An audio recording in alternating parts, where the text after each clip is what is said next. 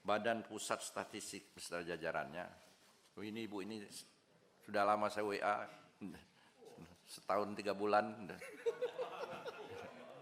Iya. Tidak dibalas. Tidak dibalas. Iya. Iya.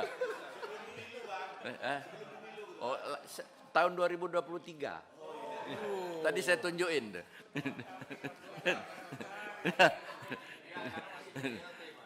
Tergantung Pak Harso kayaknya, Pak. Iya, rupanya ini Pak Harso kurang ini kurang kondusif.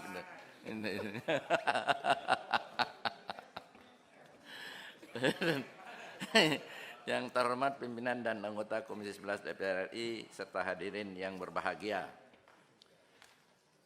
Kita hari ini rapat kerja dan rapat dengan pendapat Komisi 11 dengan Menteri Keuangan, Menteri PPN Kepala Bappenas, Gubernur Bank Indonesia, Ketua Dewan Komisioner Otoritas Jasa Keuangan, dan PLT Kepala Badan Pusat Statistik. Yang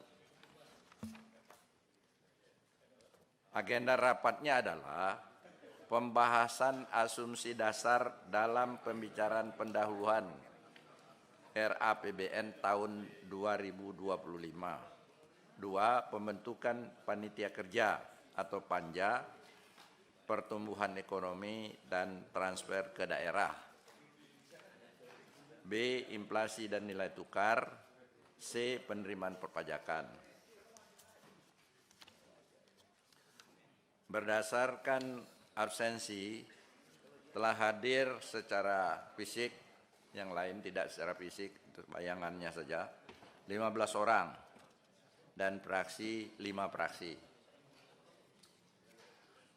Oleh karena itu berdasarkan pasal 281 Tata Tertib DPR, rapat dinyatakan sah dan sah untuk mengambil keputusan. Bapak, Ibu, dan saudara-saudara sekalian, rapat ini dinyatakan terbuka atau tertutup? Terbuka untuk umum.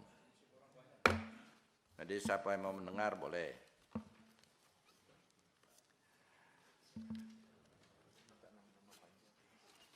Selanjutnya kami persilakan, saya kira, kepada Ibu Menteri Keuangan untuk menyampaikan paparannya.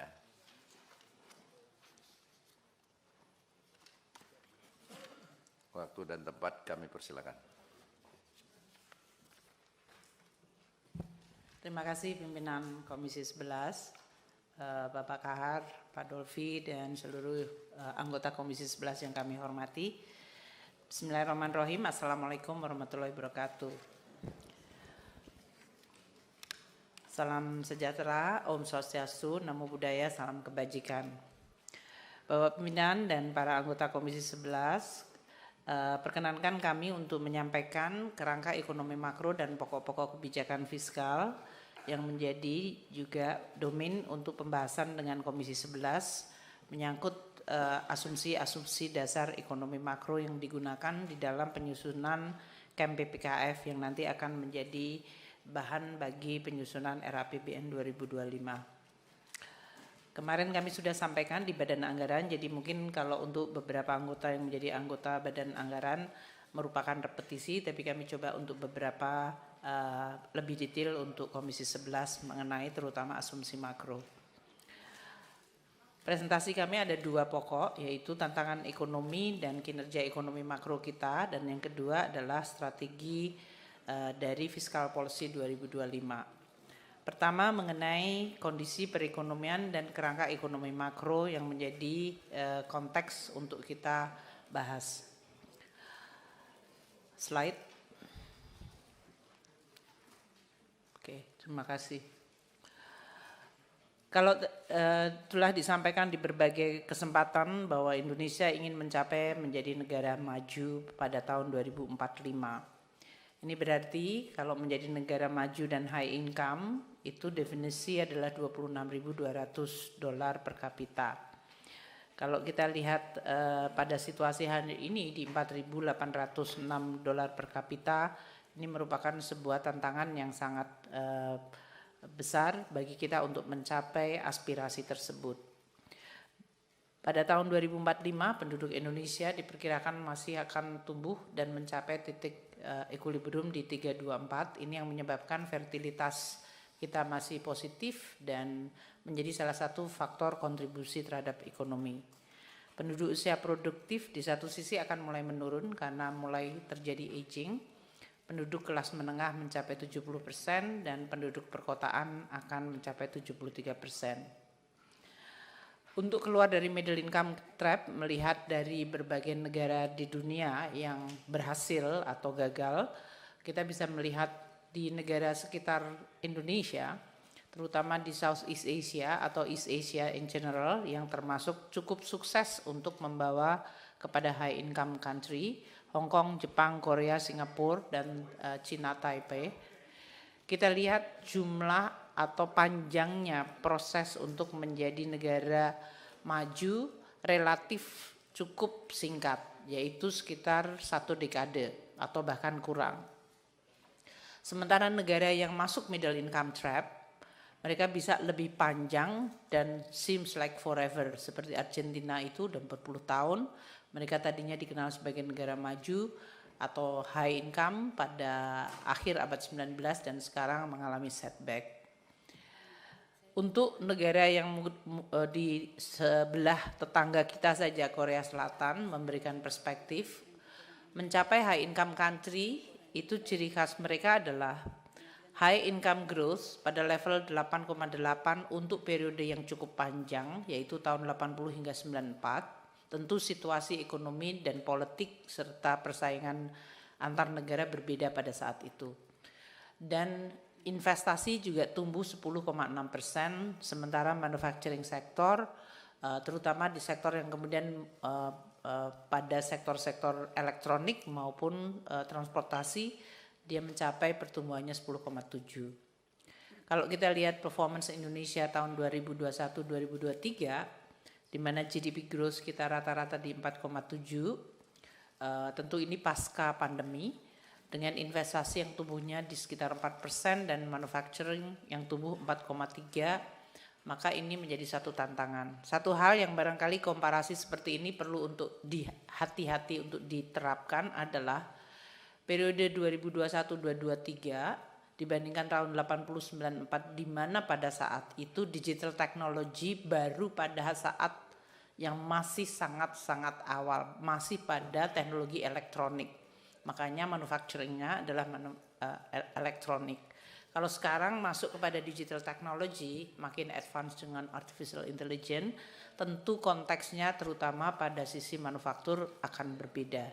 Ini yang barangkali kita di satu sisi membuat perbandingan untuk memberikan perspektif, tapi pada saat yang sama kita beradaptasi terhadap relevansi dari konteks perbandingan itu, terutama dalam konteks hari ini.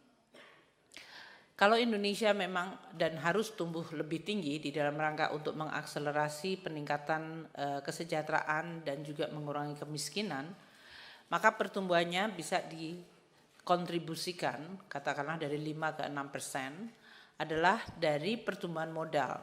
Di situ karena kalau dari sisi tenaga kerja relatively tadi yang disebut fertilitas dan jumlah kualitas SDM kita itu adalah kontribusinya relatif sama 1,6.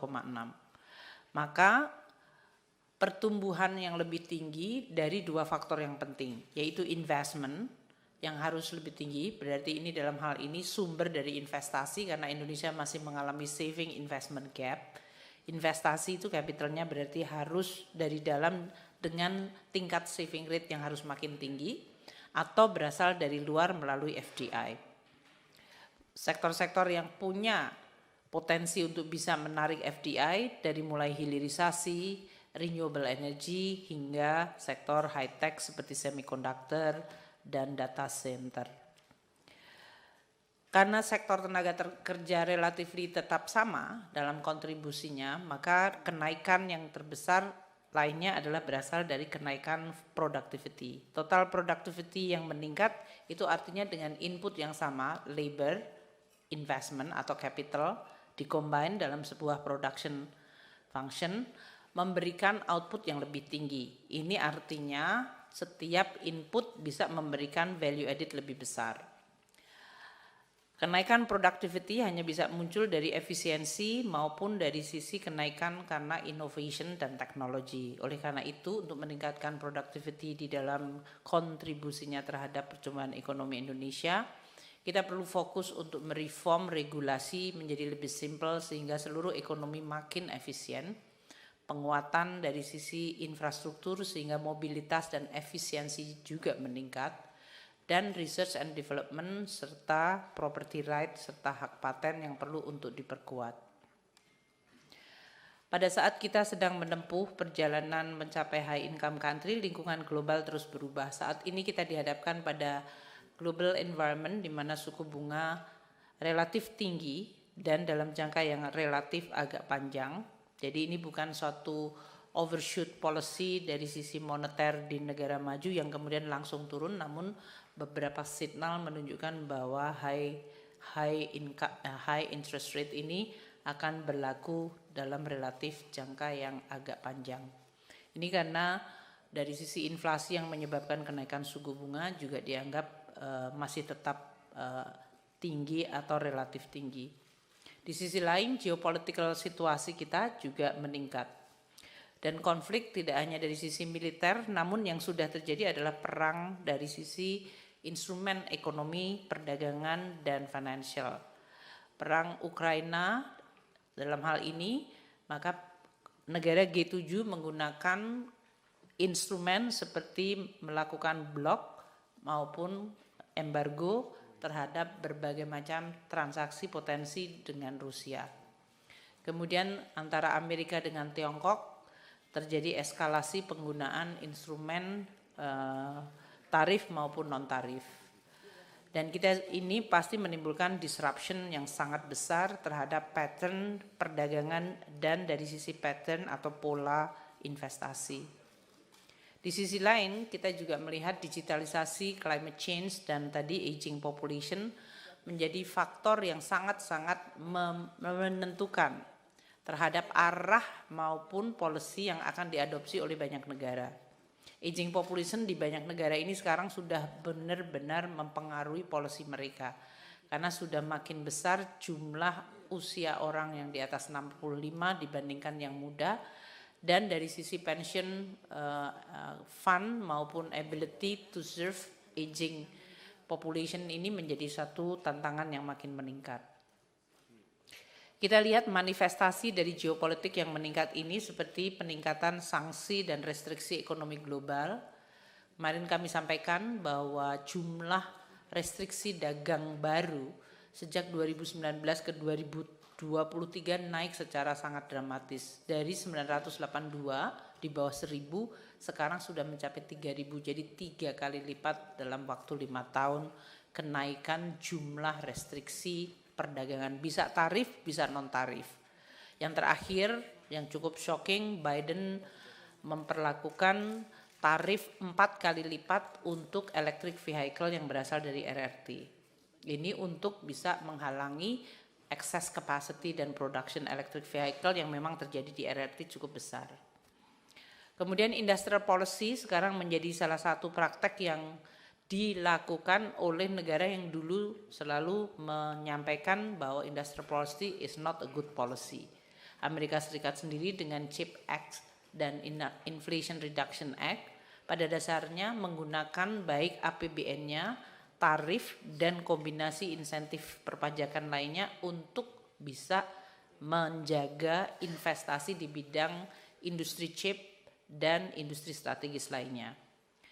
Eropa dalam hal ini juga mencoba untuk menutup marketnya dari infiltrasi masuknya barang-barang dengan menggunakan carbon border adjustment mechanism. Dan mereka terus meningkatkan industrial policy-nya melalui Green Deal Industrial Plan. Kita lihat di negara lain juga sama. Korea menggunakan Korean Chips Act, RRT membalas dengan melarang ekspor critical mineral yang sangat penting bagi chips di negara maju. Jadi ini adalah saling mengunci dan saling menggunakan instrumen yang tentu akan mempengaruhi performance ekonomi global. Nah, berbagai dispute maupun ketegangan ini tidak bisa diselesaikan menggunakan mekanisme multilateral institution yang selama ini diciptakan untuk menjadi dispute settlement.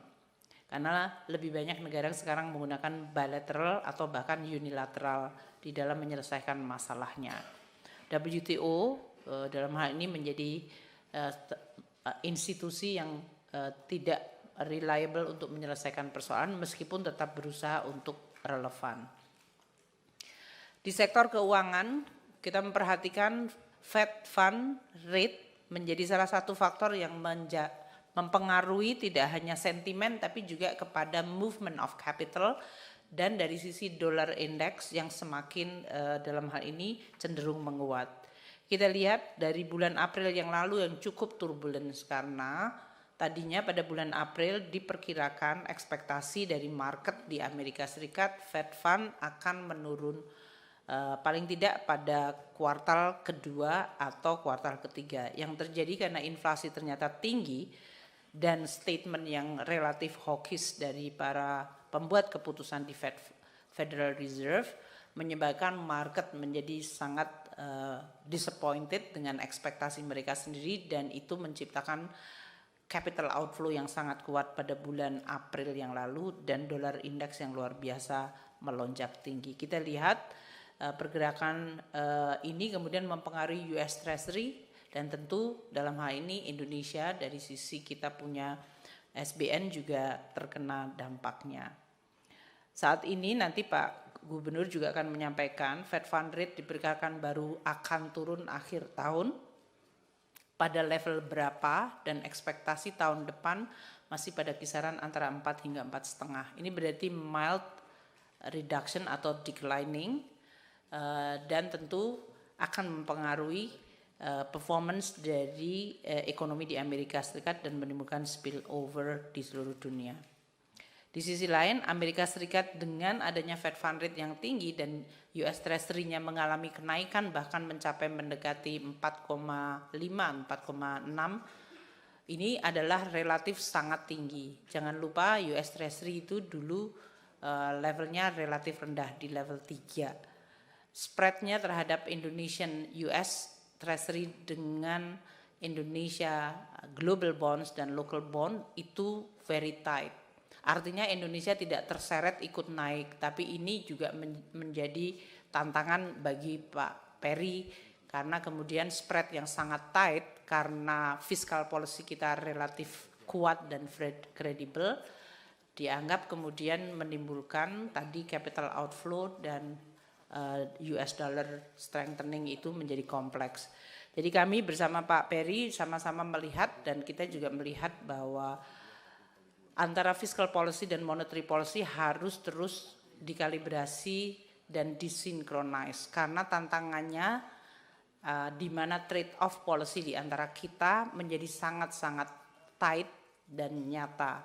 Jadi kita harus hati-hati karena tujuan kita berdua adalah mendukung growth, menjaga stability dan juga untuk menciptakan equality atau pemerataan. Itu adalah 3 tujuan trilema yang tidak mudah dengan instrumen yang kita miliki sama-sama. Ini adalah tantangan untuk terus terjaga koordinasi antara fiskal dan moneter. Tidak boleh dianggap zero sum game. Kalau Pak Peri menang, fiskalnya yang kalah atau yang fiskalnya menang, moneternya yang kalah. Itu harus dihindari persepsi seperti itu. Karena kita sama-sama memiliki tanggung jawab bersama menjaga ekonomi. Nah, dunia masih dalam situasi yang terus volatile. Kita lihat seperti harga minyak yang tadinya menurun sesudah 2022 melonjak tinggi di atas $100. Sekarang juga mengalami volatilitas dengan terjadinya situasi geopolitik yang ada di Timur Tengah dan tekanan yang makin tinggi. Dan ini tentu akan mempengaruhi komoditas lain seperti gas dan coal. Walaupun kita lihat kalau year to date sekarang ini turunnya hanya 2%, tapi kalau dari tahun 2022 penurunan dari harga-harga komoditas ini sangat dalam. Levelnya kalau kita lihat coal yang tadinya di atas 400 itu sekarang 142. Jadi Bapak dan Ibu sekalian Komisi 11 yang nanti akan bicara tentang revenue panja, kita akan bisa lihat 2022 harga komoditas seperti coal dan kemudian tadi CPO menurun tajam, itu baru terlihat dan mulai dirasakan di 2024 ini.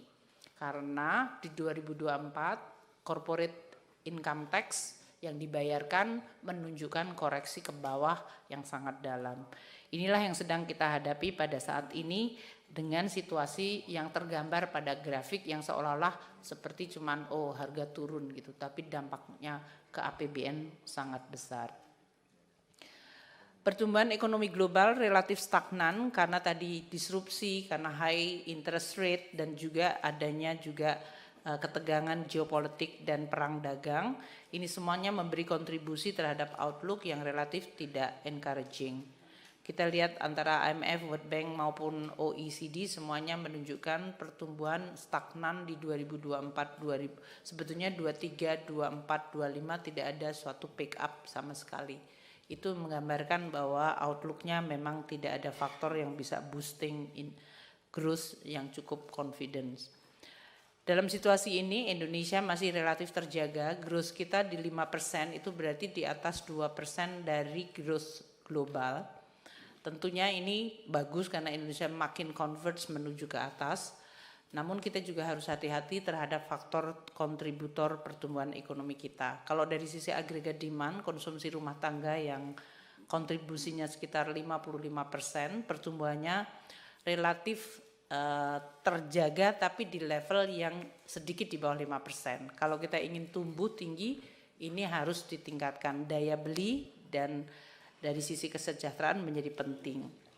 PMTB investment kita lihat yang kontributor kedua terbesar 29,3%, pertumbuhannya stabil tapi di level hanya di sekitar 4% atau slightly below. Sedangkan government dalam hal ini tahun ini di kuartal 1 kita meningkat sangat tajam karena berbagai belanja front loading seperti pemilu.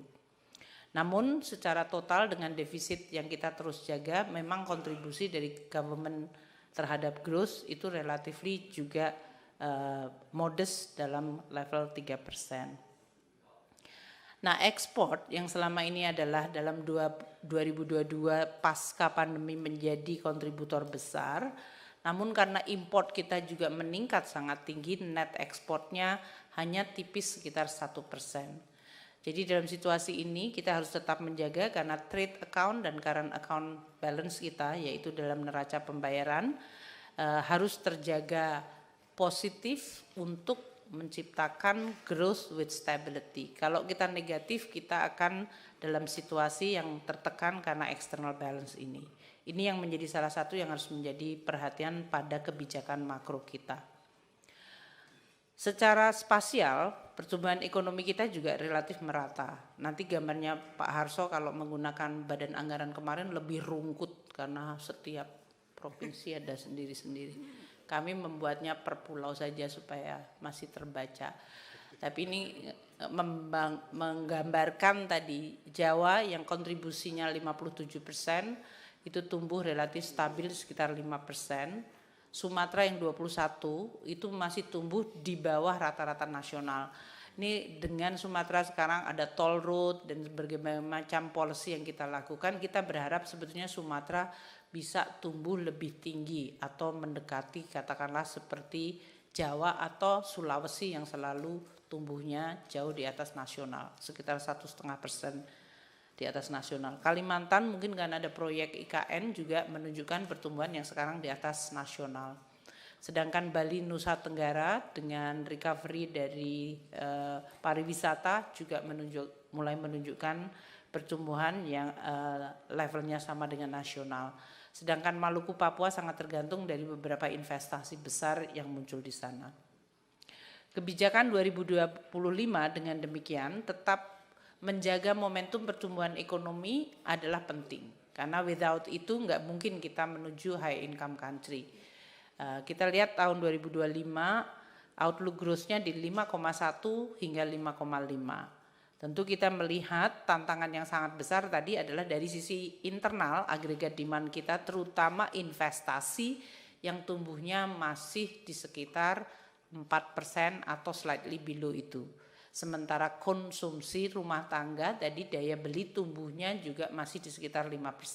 Kalau kita ingin tumbuh di atas 5,5 dengan environment global yang masih sangat lemah, tadi ekspor minus import kita yang hanya menghasilkan surplus 1%, maka fokus kita adalah kepada bagaimana meningkatkan investasi dan menjaga daya beli supaya growth dari consumption tetap terjaga pada level growth nasional.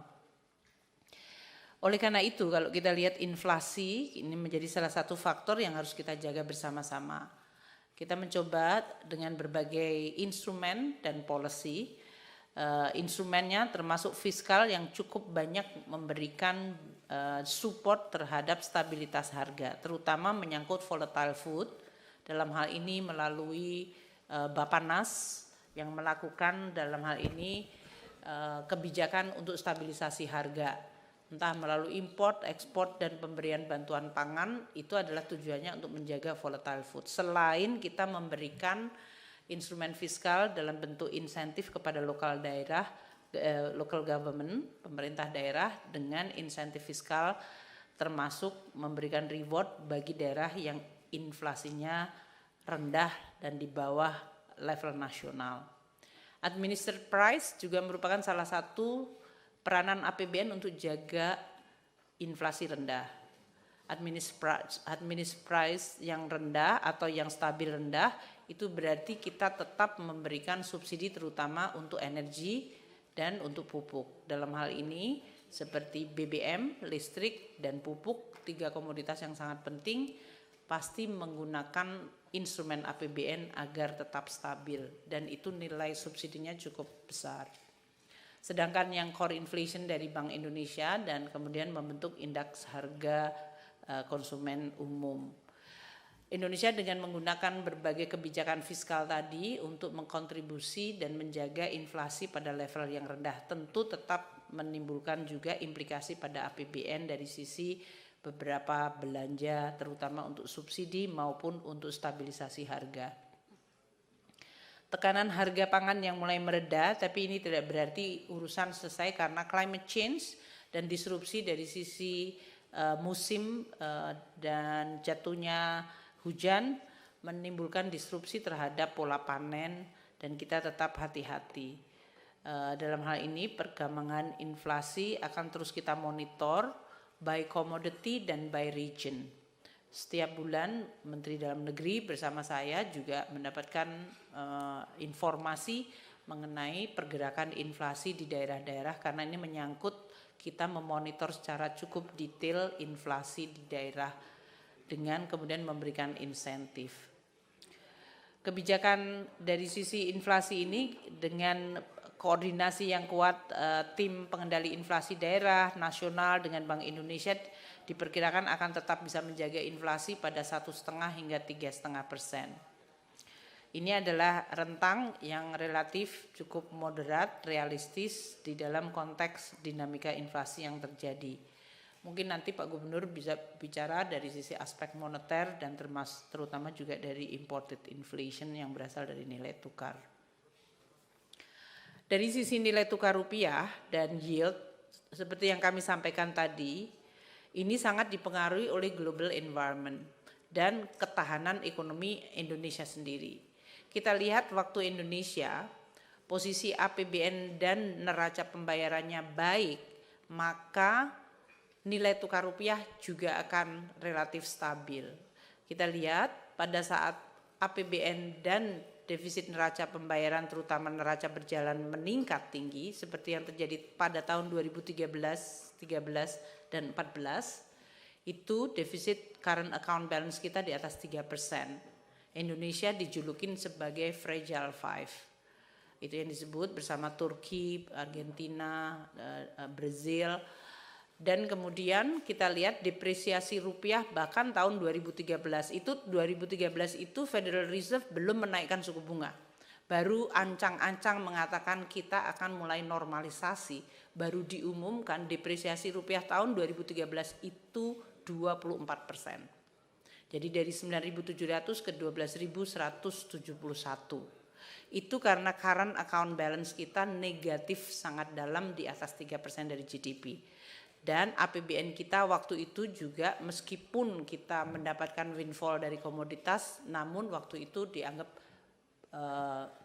posturnya tidak cukup kuat. Sehingga ini menimbulkan perception risk maupun a real risk.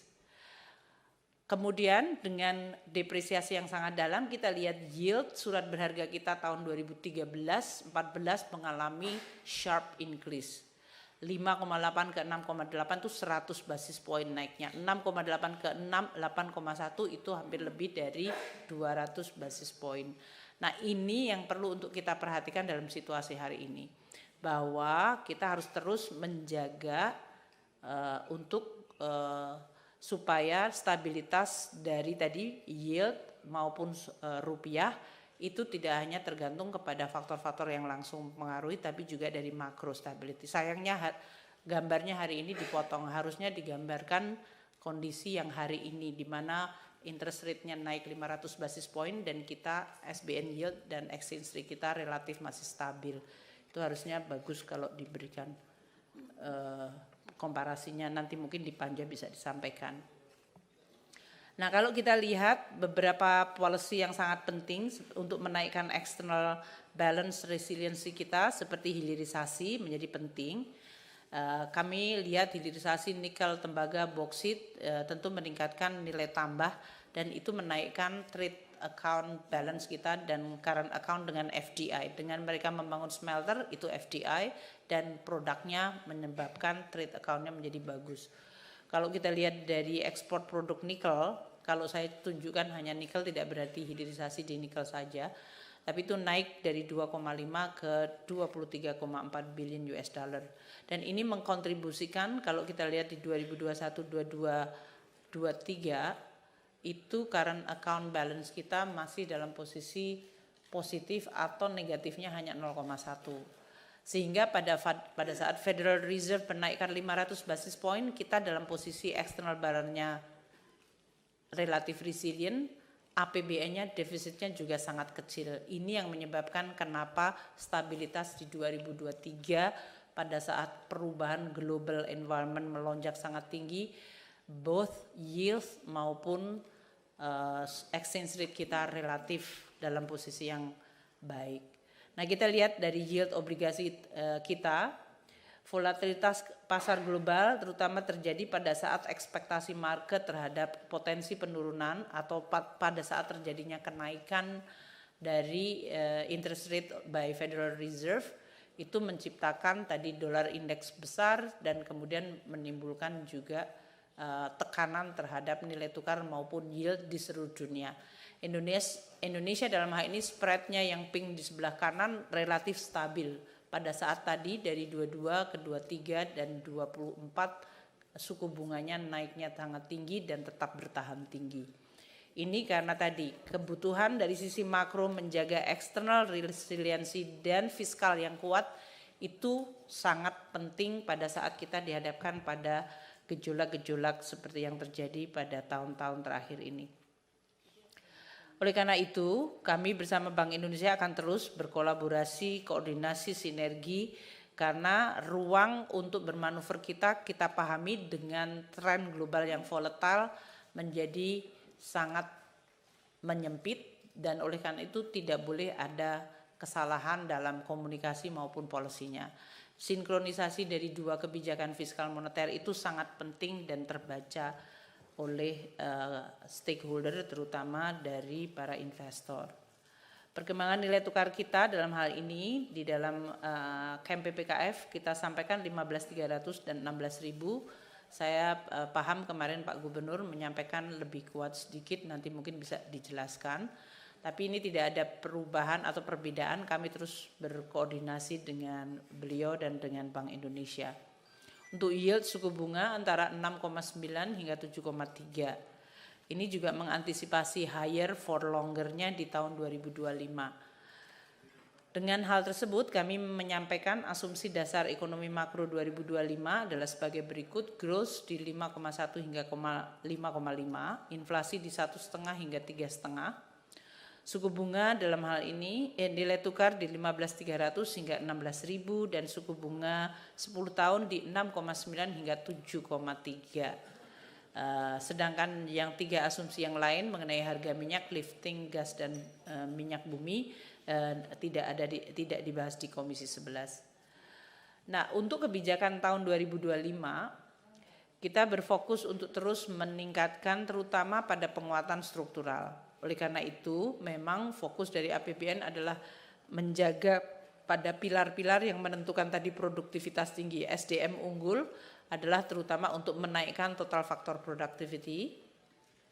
Ini melalui pendidikan, kesehatan, pengentasan kemiskinan, social safety net, dan juga melalui transformasi ekonomi untuk menjaga momentum pertumbuhan ekonomi.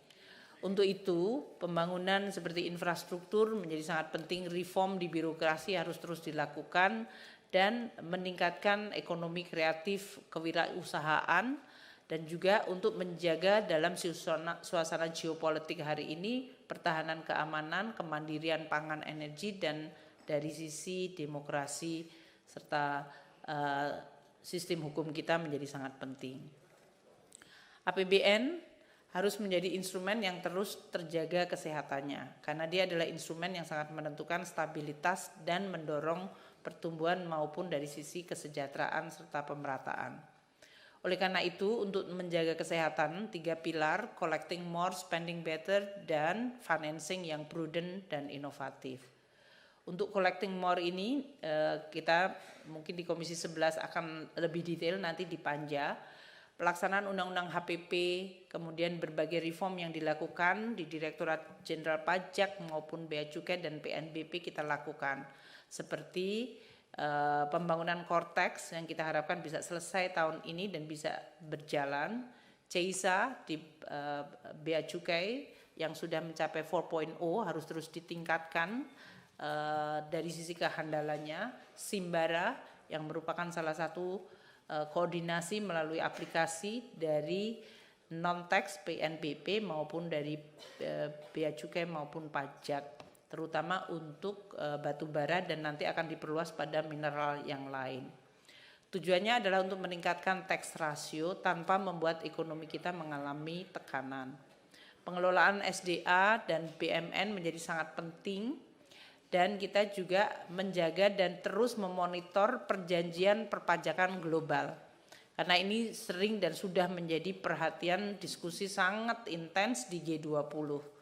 Tinggal satu negara dan mengenai 2 pilar dalam hal ini, dan bagaimana mereka bisa mengadopsi, maka kemudian akan menimbulkan Global Taxation Agreement, terutama untuk 2 pilar, yaitu minimum taxation dan dari sisi pajak dari MNC, multinational corporation, terutama digital. Kita akan menggunakan insentif fiskal secara selektif dan terukur, dan tentu akan kita report terus kepada publik berapa jumlah insentif yang kita berikan dan dampaknya. Untuk spending better, dengan size antara 14,59 hingga 15,18 GDP, tentu fokusnya adalah tadi meningkatkan productivity melalui kualitas SDM. Makanya dalam hal ini kita akan tetap melakukan belanja yang berpusat pada SDM. Namun aspek efisiensi dan efektivitas perlu untuk dikuatkan. Growth oriented policy juga tetap dilakukan melalui berbagai belanja termasuk infrastruktur. Dan untuk Perlinsos, perbaikan seperti yang disampaikan oleh Menteri Bappenas kemarin dari sisi data, sasaran, dan dari sisi pengelolaannya. Untuk financing yang prudent dan inovatif, di sisi lain prudent itu penting karena dari sisi gejolak global menghendaki agar kebijakan dan pengelolaan fiskal tetap bisa memberikan confidence, menjadi anchor atau jangkar bagi stabilitas dan kredibilitas. Maka kami akan terus berkomunikasi dengan para investor, bondholder agar kredibilitas dan confidence itu tetap terjaga. Prudent penting juga dari sisi komposisi investor asing dan dalam negeri dan komposisi antara surat utang yang denominasi foreign exchange versus yang domestik. Prudent juga berarti kita melakukan lebih banyak investasi untuk deepening bond market kita di dalam negeri, termasuk melalui retail, karena retail investor di Indonesia menggunakan local currency dan mereka biasanya hold to maturity. Ini menjadi less prone atau menjadi kurang tidak sensitif terhadap isu-isu global yang kadang-kadang tidak relevan dengan kita immediately, namun bisa mempengaruhi sentimen. Kami akan terus melakukan inovatif financing termasuk mendorong KPBU namun tetap hati-hati dan sustainable, menggunakan instrumen seperti BLU, Sovereign Wealth Fund, BUMN dan Special Mission Vehicle sebagai instrumen inovatif financing.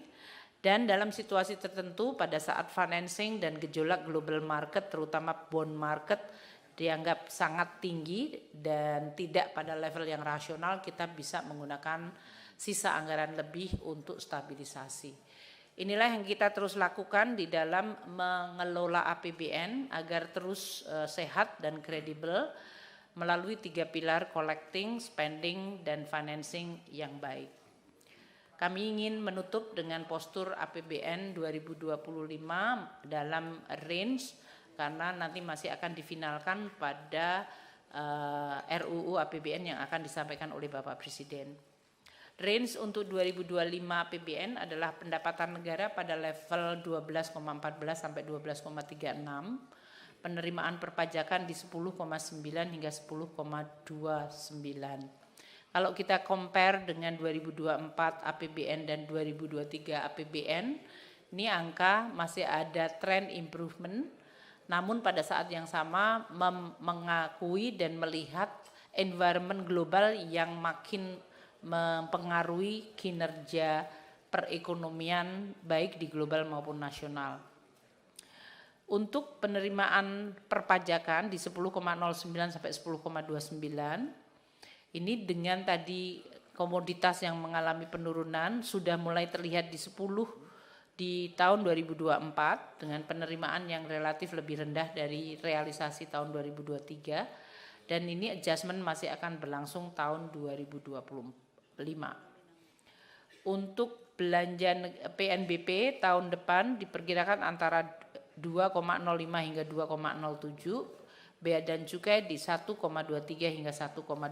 Untuk bea cukai ini karena tadi kecenderungan tarif yang makin menurun dan hanya beberapa tarif terutama di dalam rangka mendorong pembangunan smelter dan kemudian diikuti dengan pelarangan ekspor, maka dengan demikian penerimaan kepabeanan juga pasti akan terpengaruh.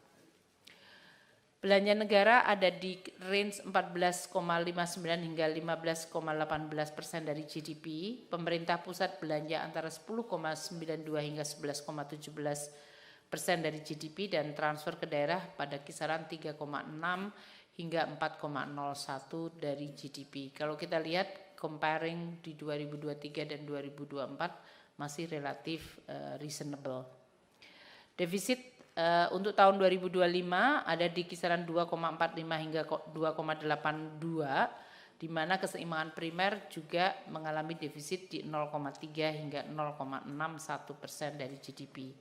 Tadi kalau higher for longer dan exchange rate yang mengalami tekanan pasti mempengaruhi belanja terutama pada belanja pembayaran utang, bunga utang. Oleh karena itu kita harus sangat hati-hati di dalam mengelola utang dalam tren seperti itu.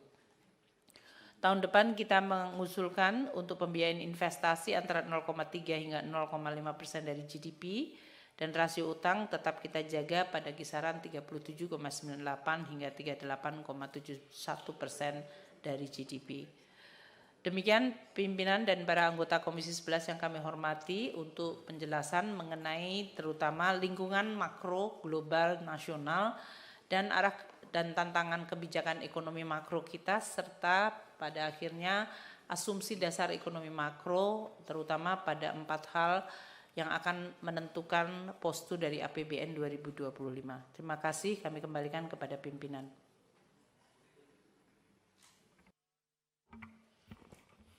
Terima kasih kepada Ibu Menteri, selanjutnya kepada Bapak Menteri. Persilakan.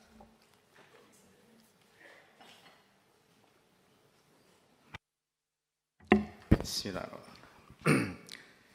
Pimpinan dan anggota Komisi 11 Dewan Perwakilan Rakyat Republik Indonesia yang saya hormati, Ibu Menteri Keuangan beserta jajarannya, Gubernur Bank Indonesia beserta jajarannya, Otoritas Jasa Keuangan beserta jajarannya, BPS beserta jajarannya, dan hadirin hadirat yang saya muliakan. Assalamualaikum warahmatullahi wabarakatuh. Kami akan memulai RKP ini, RKP 2025, yang menjadi window untuk memasuki di RPJMN 2025-2029 dan menjadi juga satu segmen yang penting dalam rangka mencapai Indonesia Emas pada tahun 2045.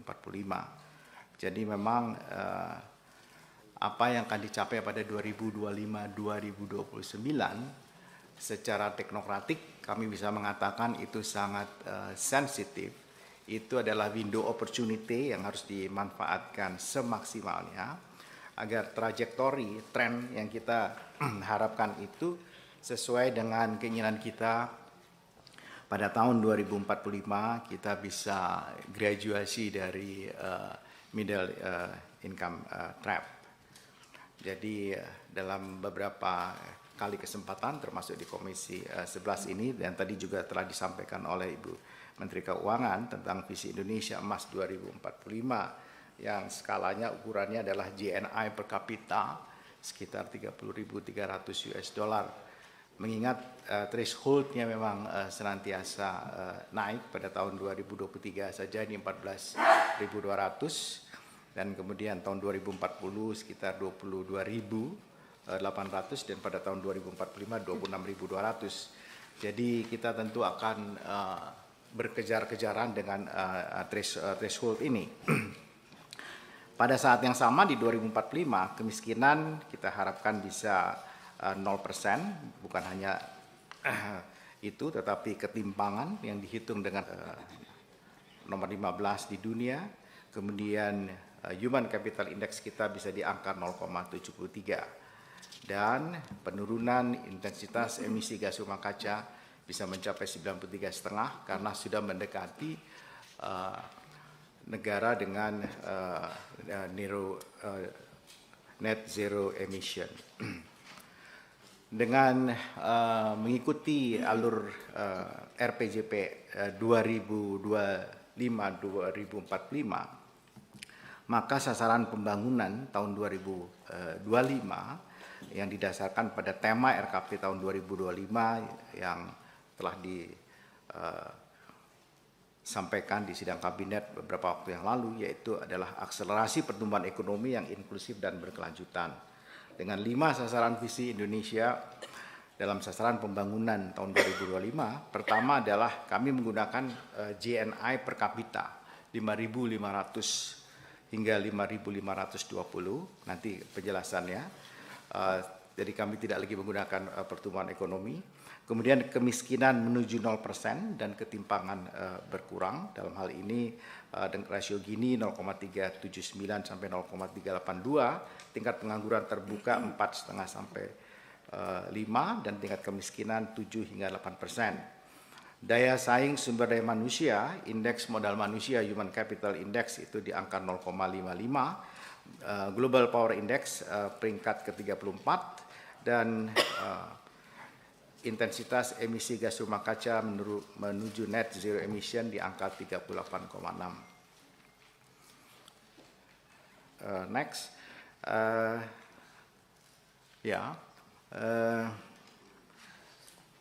Saya kira lanjut saja. Next. Nah, sasaran GNI per kapita ini tentu dengan memperhatikan juga pertambahan jumlah penduduk di halaman 8. Halaman berikutnya, halaman 9, ya. Pertambahan jumlah penduduk dan pada tahun 2025 jumlah penduduk Indonesia sekitar 284,4 juta dan kita mudah-mudahan rasio dari dependensi rasio kita masih 50%, jadi 1:2 karena kita sekarang ini berada di dividen demografi atau bonus demografi, jadi angka tingkat ketergantungannya 1:2. Nanti ada hubungannya dengan ini. Kita berharap bisa sampai dengan 5.500 per kapita. Kita juga lihat perkembangan dari jumlah penduduk dunia. Kalau kita lihat di sini, pada tahun 1800 itu baru 1 miliar. Dan pada tahun 2024 ini sudah naik 8 kali lipat. Pada tahun 2058 diperkirakan akan naik menjadi 10 kali lipat. Indonesia sendiri strukturnya juga akan berubah. Kalau kita lihat dari 2025 ke 2045, dari angka 225,20 juta menjadi kira-kira 324 juta, dan menjadi negara ke-6 di dunia, karena Nigeria, Pakistan ini tingkat pertumbuhan penduduknya memang cukup tinggi sampai hari ini, TRF-nya jauh di atas Indonesia. Sebaran PDRB per kapita per provinsi, kalau kita lihat di sini, memang beberapa daerah sudah mendekati bahkan lolos.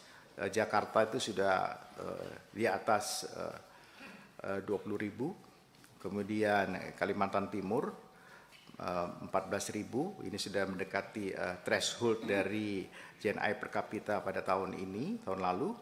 Kemudian Kalimantan Utara 13.000, begitu seterusnya, dan mulai dari Sumatera Utara hingga di Papua Pegunungan itu semuanya jauh di bawah lower middle income economy. Secara ini yang tadi Bu Menteri bilang gambarnya Bappenas ruwet banget, coba next. Nah ini memang ruwet, lebih ruwet. Nah ini, tapi sangat dikagumi oleh Bu Menteri. Karena ini kawasan barat, timur, ya rungkut, oh ya rungkut saya. Di kawasan barat rata-rata tumbuh, kemudian tingkat kemiskinannya dan masing-masing. Wah, ada agak warna-warna orange juga ada tuh Pak.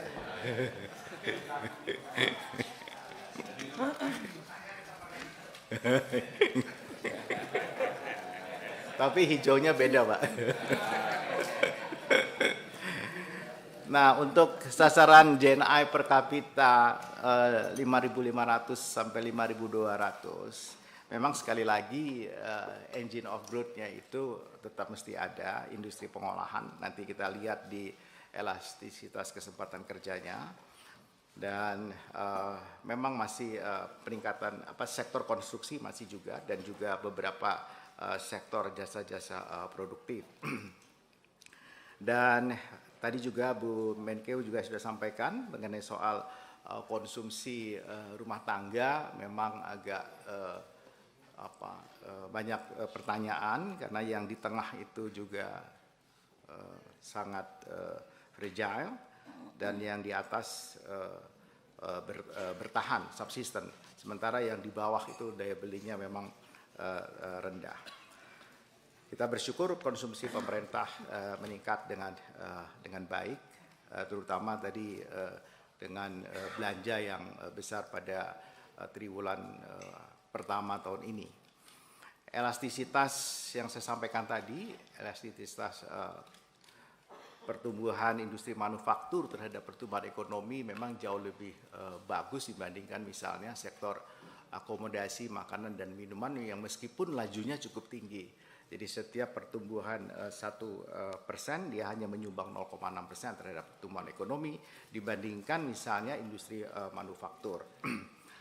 Jadi memang engine of growth ini yang harus dengan hati-hati kita pilih dengan baik. Dan sekali lagi tadi juga sudah disampaikan oleh Bu Menkeu soal total faktor productivity, dan TFP itu banyak bermainnya adalah di industri manufaktur ini. Kemudian faktor pendorong pencapaian target rasio Gini adalah pertama kebijakan untuk menurunkan ketimpangan. Yang pertama sekali tentu adalah soal data. Data ini kita telah perkenalkan untuk menggunakan data Rexosec, sehingga exclusion dan inclusion error bisa kita tekan. Kemudian pemberian bantuan sosial langsung dan sembako, mempermudah kepemilikan aset berupa lahan dan modal, meningkatkan investasi, peningkatan penerimaan tax ratio.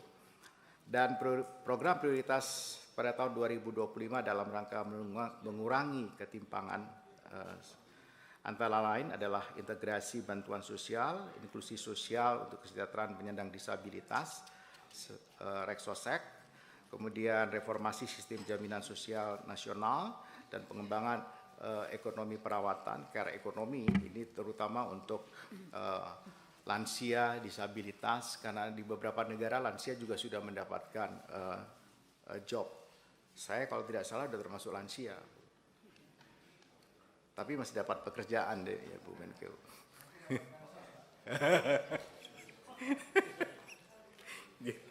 Waduh, ampun Bu. Ampun. Kemudian untuk mencapai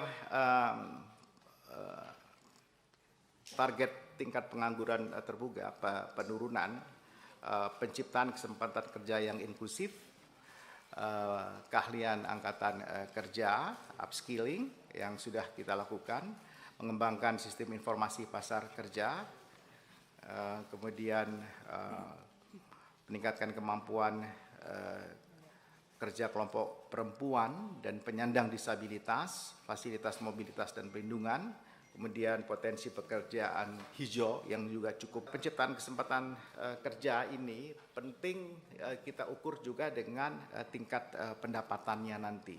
Karena kita inginkan GNI per kapitanya itu 5.500 hingga 5.520, maka target GNI per kapita itu pada tahun depan itu adalah sekitar 10.000 sampai 11.000 US dollar per kapita dengan naik tumbuh 2% setiap tahun. Ini dengan menghitung dependence rasionya itu 50% jadi 1:2.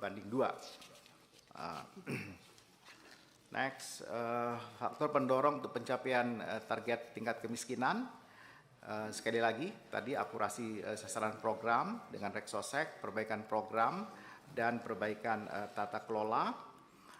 Kemudian untuk pendorong pencapaian target indeks modal manusia, ada dua intervensi kunci di sini. Pertama, kesehatan, pencegahan stunting, terutama pada 1000 hari pertama kehidupan. Kemudian peningkatan angka kelangsungan hidup anak dan dewasa, ini dengan beragam program yang mengikutinya. Kemudian di intervensi kunci pendidikan adalah pertama peningkatan akses layanan pendidikan, yang kedua kualitas pendidikan, dan yang ketiga adalah pengelolaan pendidik dan tenaga pendidikan berkualitas. Ini indeks modal manusia ini adalah untuk mengukur potensi produktivitas sumber daya manusia dari anak yang lahir hari ini saat ia berusia 18 tahun dengan tolok ukur pendidikan yang lengkap dan kesehatan yang prima. Jadi kalau kita menghitung indeks modal manusia, Human Capital Index, ini adalah dengan dua kunci intervensi ini. Kemudian untuk penurunan intensitas emisi gas rumah kaca, seperti kita ketahui ada pendekatan dengan energi, ada pendekatan dengan volume, dan masing-masing adalah di energi, efisiensi energi pada setiap sektor, kemudian optimalisasi kapasitas terpasang pembangkit listrik yang berasal dari EBT, mudah-mudahan bisa dengan 90%, transisi ke kendaraan listrik dan berbahan bakar lain termasuk hidrogen sekitar 11%, reforestasi seluas 125.000 hektar, kemudian gambut 200 sampai 250.000, mangrove 20 sampai 30.000, dan kemudian juga pada saat yang sama menurunkan laju deforestasi.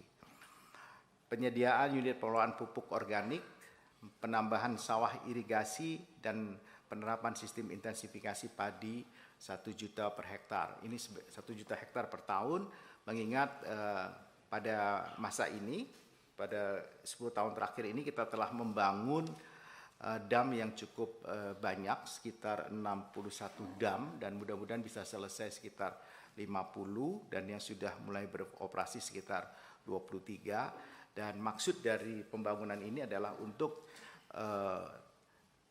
irigasi teknis bagi sawah-sawah yang existing maupun untuk sawah-sawah cetak sawah baru. Kemudian penerapan benih rendah emisi hingga 2 juta hektar. Limbah dan sampah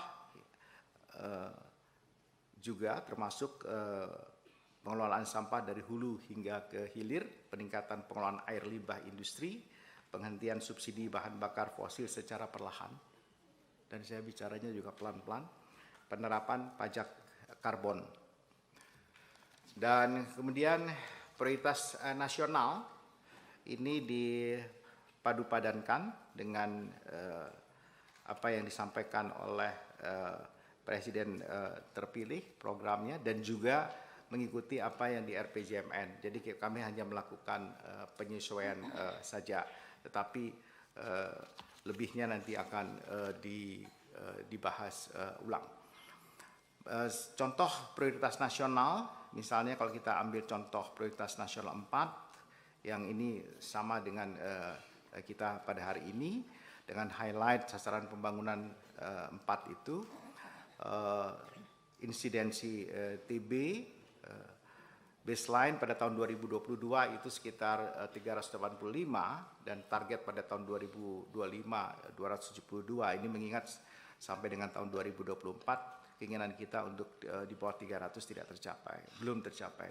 Demikian juga stunting yang kita harapkan pada tahun 2024 yang dicanangkan oleh Bapak Presiden sekitar 14, belum juga kita capai. Bahkan dari tahun 2023 ke 2024 sedikit sekali penurunannya, padahal anggarannya sudah cukup besar yang digelontorkan.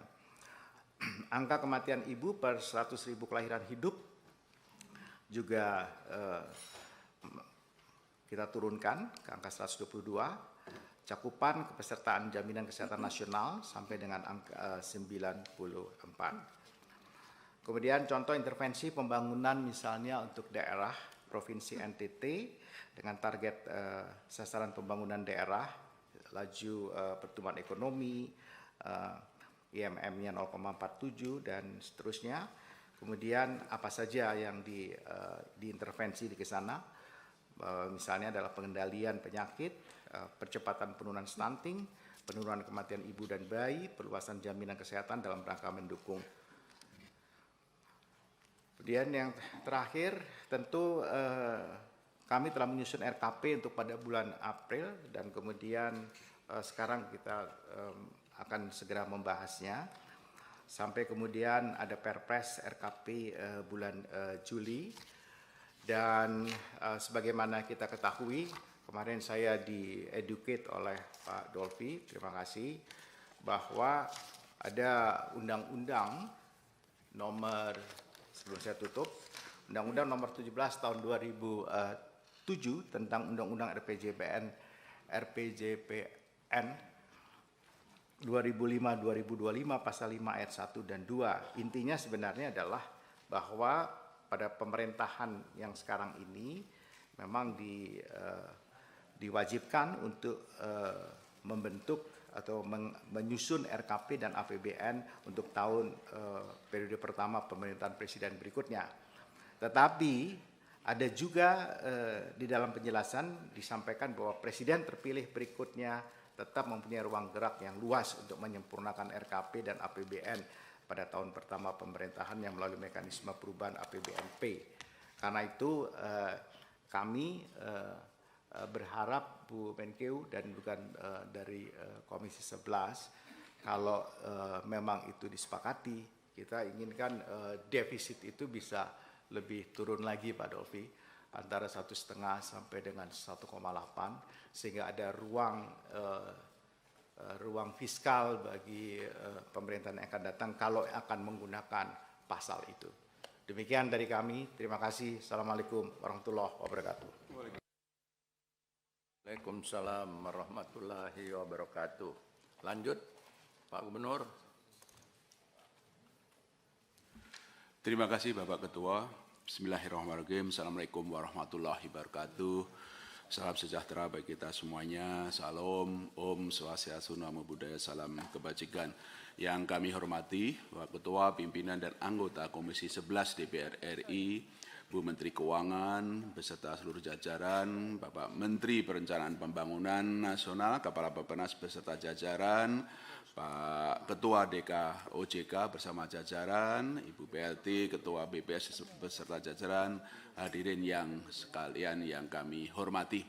Kami akan menyampaikan pandangan Bank Indonesia mengenai sejumlah asumsi makro yang berkaitan khususnya dengan pertumbuhan ekonomi, nilai tukar, rupiah, dan inflasi. Kalau boleh kami akan memulai pada slide kedua adalah berkaitan dengan ekonomi global. Bu Menteri Keuangan sudah banyak menyampaikan bagaimana kondisi ekonomi global yang serba tidak menentu, banyak dinamika dan tentu saja tantangan-tantangan dan tentu saja akan berdampak kepada ekonomi Indonesia tahun ini dan juga tahun ke depan. Saya kalau dari Bank Indonesia menekankan kepada 5 risiko utama. Yang pertama adalah pertumbuhan ekonomi yang tadi Bu Menteri Keuangan menyebutkan adalah stagnan.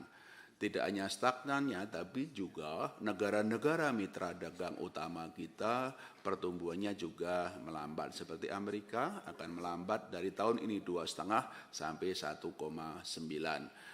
Kemudian juga Tiongkok itu juga dari 4,7 ke 4,1. Jepang agak lebih baik, tapi juga yang menjadi suatu harapan adalah 6,6% dari India. Intinya apa? Kondisi pertumbuhan ekonomi global ini tentu saja akan berpengaruh sumber-sumber pertumbuhan dari ekspor yang memerlukan suatu kerja keras supaya bisa menjadi pendukung pertumbuhan. Nomor 2, harga komoditas juga berdampak kepada inflasi global yang gambar tengah turunnya yang sangat lambat.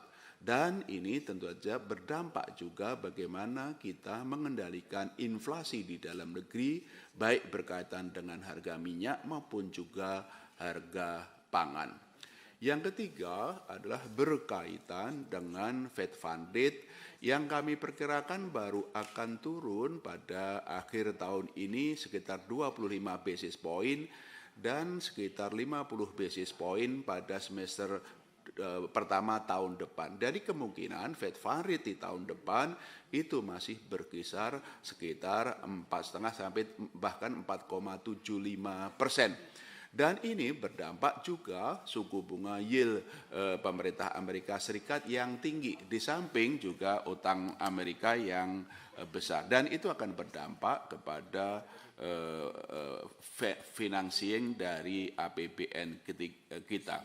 Yang keempat adalah nilai tukar dolar yang masih kuat dan berdampak kepada tekanan-tekanan dari nilai tukar seluruh dunia termasuk rupiah. Yang kelima, sebagaimana grafik kanan, itulah risiko-risiko global geopolitik yang tinggi yang berdampak kepada perlunya menjaga arus modal yang terus masuk untuk stabilitas kita. Ini yang tentu saja 5 hal yang berpengaruh kepada 3 asumsi makro yang ingin kami sampaikan, yaitu pertumbuhan, nilai tukar, dan inflasi. Slide berikutnya, kita bersyukur tabel kiri atas pertumbuhan ekonomi kita 5,1% di triwulan 1 dan didukung oleh konsumsi dan khususnya investasi bangunan. Ke depan tentu saja perlu upaya-upaya khususnya dari fiskal dan kami juga akan mendukung untuk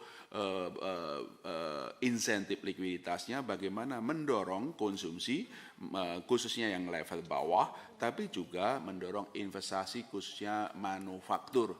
Dari berbagai hal itu kami perkirakan bahwa pertumbuhan ekonomi kita tahun ini bisa berkisar 4,7 sampai 5,5%. Tahun depan kami perkirakan bisa naik 4,8 sampai 5,6%. didukung peningkatan permintaan domestik khususnya konsumsi dan juga investasi. Tentu saja yang nanti kebijakan fiskal tahun depan akan berpengaruh seberapa jauh pertumbuhan kita antara kisaran 4,8 sampai dengan 5,6%. Baik mengenai divisinya maupun pilihan-pilihan alokasi anggaran baik untuk operasional maupun untuk investasi. Secara keseluruhan sektor-sektornya itu sebagaimana tadi sudah disampaikan oleh Pak Menteri Keuangan, Menteri Bappenas. Jadi untuk pertumbuhan ekonomi kami perkirakan tahun depan adalah 4,8 sampai 5,6%. Slide berikutnya adalah berkaitan dengan nilai tukar. Kami terus berupaya di tengah gejala global, kami terus menjaga nilai tukar, melakukan intervensi di pasar falas, maupun juga kemarin menaikkan BI rate dan juga sekuritas rupiah Bank Indonesia untuk mencegah keluarnya aliran portofolio asing ke luar negeri. Kami fokusnya pada sekuritas yang di bawah 1 tahun dan kami juga bersama Bu Menteri Keuangan menjaga supaya suku bunga SBN yang jangka panjang tidak terpengaruh besar di tengah naiknya suku bunga di luar negeri. Sejauh ini pada bulan Mei ini rupiah kita menguat meskipun kalau diukur dari akhir tahun masih melemah 5,25%, masih lebih baik dari peso Filipina, won Korea maupun juga Thailand. Bagaimana untuk tahun depan? Kami perkirakan tahun depan kisarannya adalah 15.300 sampai dengan 15.700. Batas atasnya memang sedikit lebih kuat dari yang disampaikan Bu Menteri Keuangan. Ada 4 faktor yang kami perkirakan bisa membawa rupiah kita itu bisa lebih baik. Yang pertama tentu saja kejelasan mengenai suku bunga Fed Fund Rate itu bisa dengan tahun depan sudah ada kejelasan berapa turunnya Fed Fund Rate bisa memberikan suatu kepastian mengenai aliran modal asing masuk. Yang kedua adalah suku bunga yang sekarang cukup menarik sehingga imbal hasil untuk investasi portfolio juga semakin bagus. Yang ketiga adalah berkaitan dengan prospek ekonomi kita baik pertumbuhan maupun inflasi yang tinggi, kredit nanti Pak Ketua OJK bisa menyampaikan juga bagus sehingga itu memberikan daya tarik untuk masuknya aliran modal asing. Dan keempat, tentu saja komitmen Bank Indonesia untuk menjaga stabilitas berkoordinasi dengan pemerintah termasuk untuk memberdayakan PP nomor 36223 mengenai kewajiban DHE SDA. Jadi sekali lagi kami memandang nilai tukar rupiah ke depan akan lebih relatif stabil dan tahun depan kisarannya 15.300, 15.700. Slide berikutnya adalah berkaitan dengan inflasi. Tadi Bu Menteri sudah menyampaikan Mei yang kemarin inflasi kita rendah 2,8%. Koordinasi TPI, Tim Pengendalian Inflasi Pusat dan Daerah, Gerakan Nasional Pengendalian Inflasi Pangan maupun juga Bappenas dengan kami, kantor Bank Indonesia di pusat dan daerah terus dilakukan untuk mengendalikan inflasi khususnya mengenai inflasi pangan. Inflasi pangan sudah menurun menjadi 8,14%, tapi bersama kami mencoba untuk menurunkannya kembali ke depan dengan koordinasi itu. Kami meyakini ke depan bahwa tekanan-tekanan inflasi baik dari inflasi inti, administered prices maupun juga volatile food bisa dikendalikan dengan koordinasi yang erat tadi sehingga kami perkirakan inflasi tahun 2025 berkisar antara 1,5 sampai 3,5% atau sesuai sasaran 2,5 plus minus 1%. Sehingga pada slide berikutnya Bapak Ketua Pimpinan dan anggota Komisi 11 singkatnya untuk asumsi makro 2025 kami memandang pertumbuhan ekonomi pada tabel paling kanan 4,8 sampai 5,6%, nilai tukar rata-ratanya 15.300, 15.700, tentu saja perlu kita diskusikan kecenderungannya apakah lebih ke batas atas, tentu saja nanti bagaimana impact-nya atau pengaruhnya terhadap fiskal.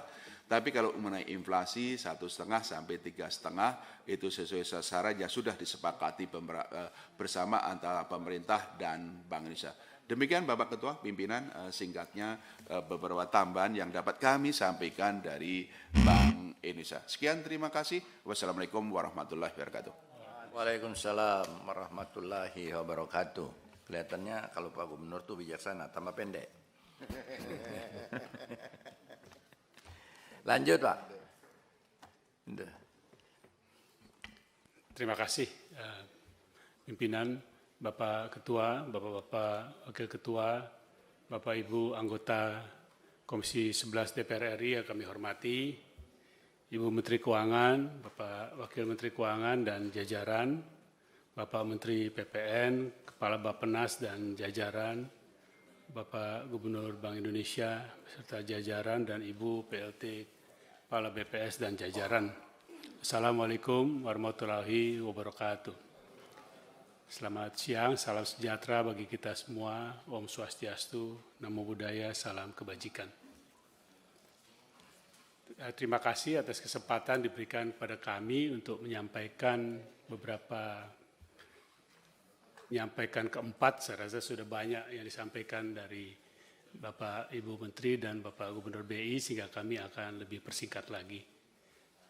Bisa disampaikan slide yang pertama. Kalau untuk kondisi perekonomian global, kami tidak ada perbedaan dengan apa yang disampaikan. Pertama adalah poin kedua di sebelah kiri, 2024 dan 2025, yaitu apabila di tahun 2024 ini kita lihat terjadinya divergensi ataupun kebijakan berlawanan yang terjadi di otoritas moneter perekonomian utama dunia, yaitu di Amerika Serikat nampaknya terus akan menerapkan high atau higher for longer. Lalu di Eropa nampaknya lebih akomodatif dan mulai ada sinyal kemungkinan untuk perubahan dalam tingkat suku bunga. Sedangkan di Tiongkok justru mendorong pertumbuhan ekonomi. Jadi kelihatan betul terjadi perbedaan pada tahun 2024 ini di antara beberapa otoritas negara-negara ekonomi dunia. Di 2025 nampaknya perbedaan itu akan berubah menuju lebih ke konvergensi yang akan ditandai dengan kemungkinan untuk suku bunga yang turun dibandingkan pada tahun ini yang masih tertahan. Namun di lain pihak, dari segi fiskal, ruang untuk stimulus dari negara-negara di ekonomi itu sangat terbatas, mengingat tingkat utang yang sudah tinggi maupun juga berangkat dari situasi defisit APBN yang tidak menguntungkan dalam arti sudah tinggi terhadap PDB masing-masing.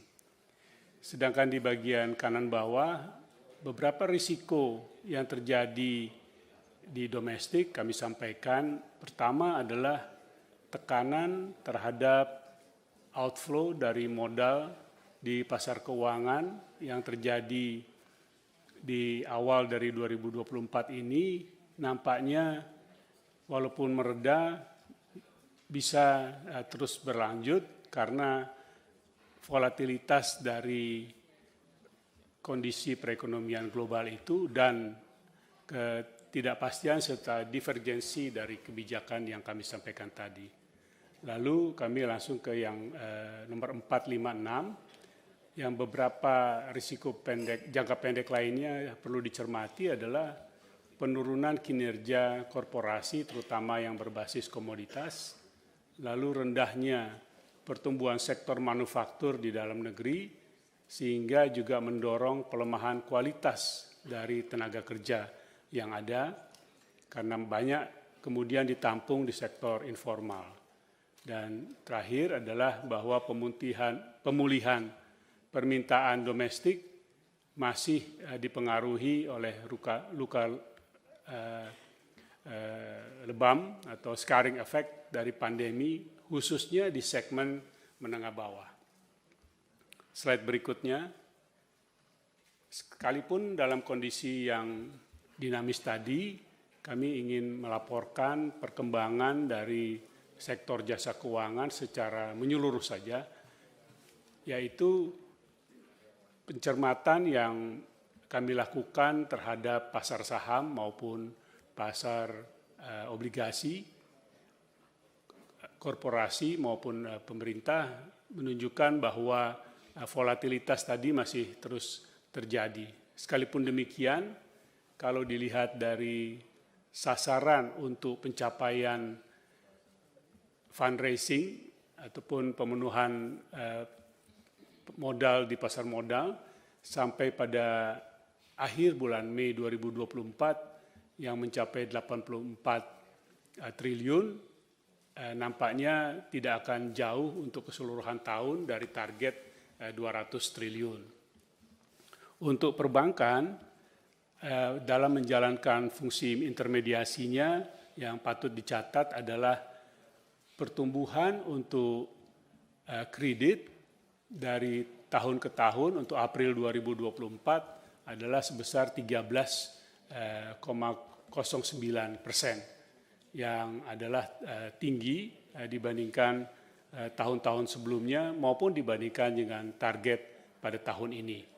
Sedangkan untuk dana pihak ketiga atau deposit, pertumbuhannya adalah di 8,21%. Kondisi tersebut pada gilirannya memberikan tingkat keuntungan baik dari segi NIM maupun ROA bagi perbankan yang baik.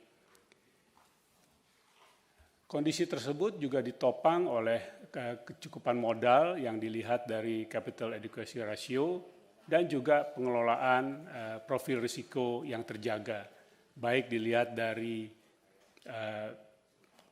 net performing loan maupun dilihat dari loan at risk yang berada pada kondisi yang tidak berbeda, bahkan lebih terjaga dibandingkan tahun lalu. Sedangkan untuk liquidity risk juga dapat disampaikan bahwa kondisinya juga terjaga baik. Untuk sektor keuangan non-bank, untuk asuransi dapat kami laporkan bahwa premi asuransi dicatat pada akhir April 2024 meningkat dibandingkan tahun sebelumnya. Sedangkan untuk kecukupan modal di perusahaan-perusahaan asuransi menunjukkan peningkatan untuk perusahaan asuransi umum, namun untuk asuransi jiwa menunjukkan penurunan. Namun penurunan itu apabila kami cermati memang sudah terjadi beberapa waktu belakangan, namun mulai menunjukkan pelandaian penurunan. Diharapkan dalam waktu dekat bisa melihat pembalikan dari kondisi ini yang secara tidak langsung menunjukkan situasi yang sudah lebih meningkatkan confidence di sektor asuransi jiwa. Lalu untuk perusahaan-perusahaan multi-finance atau pembiayaan dapat kami laporkan bahwa untuk pertumbuhan pembiayaan tahun 2024 di kuartal pertama ini 10,82 adalah turun dibandingkan tahun sebelumnya 15,13. Utamanya penurunan pertumbuhan tadi itu disebabkan karena penurunan permintaan pembiayaan untuk kendaraan baru, utamanya mobil baru. Walaupun di lain pihak permintaan untuk pembiayaan mobil bekas meningkat. Lalu terakhir untuk kinerja dari industri P2P lending dapat kami sampaikan bahwa pertumbuhan tetap positif, namun lebih terjaga moderasinya, karena memang di lain pihak dalam tahun ini dan sejak paruh kedua tahun lalu dilakukan beberapa langkah kebijakan untuk meningkatkan kesehatan dan juga compliance dari perusahaan-perusahaan yang bergerak di bidang P2P lending ini, sehingga sekalipun terjadi perubahan untuk tingkat pertumbuhannya yang lebih rendah dibandingkan yang lalu, namun dalam kondisi yang tetap baik di tingkat 24,16%. Kami hanya ingin mendalami saja sedikit untuk intermediasi perbankan, yaitu di slide berikutnya dapat kami sampaikan bahwa perkembangan atau tren pertumbuhan kredit sampai dengan bulan April ini berada di posisi yang jauh lebih tinggi dibandingkan dengan tren pada pra-pandemi. Dan di lain pihak dengan kondisi 4 bulan terakhir ini, kami optimis bahwa target pertumbuhan kredit 9-11% di tahun 2024 ini dapat tercapai. Sedangkan hal yang sama juga terjadi untuk pertumbuhan dana pihak ketiga yang mencapai 7,8% di saat pra-pandemi, saat ini sudah mencapai 8,2% dan sekali lagi akan bisa diharapkan mencapai targetnya. Namun perlu dicermati juga tentunya adalah normalisasi belanja pemerintah ke depan. Mengingat pertumbuhan pada 4 bulan terakhir ini didorong oleh peningkatan belanja pemerintah, termasuk di dalamnya adalah untuk pemilihan presiden dan pemilihan anggota legislatif. Slide berikutnya yang merupakan slide yang terakhir yang kami akan sampaikan, yaitu kredit perbankan tadi yang tumbuh 13,09%, utamanya didorong oleh kredit investasi oleh korporasi. Kalau dilihat dari segi jenis kreditnya di kiri bawah tabel, bahwa investasi merupakan alokasi kredit tertinggi dengan pertumbuhan 15,69%, sedangkan untuk modal kerja adalah 13,25% dan konsumsi adalah 10,34%. Kalau dilihat dari kacamata klasifikasi debitur di sebelah kanan, maka yang tertinggi adalah kredit korporasi, pertumbuhannya 18,45%, lalu diikuti oleh konsumsi dan terakhir oleh UMKM yang pertumbuhannya melandai 7,3% year on year dibandingkan tahun sebelumnya.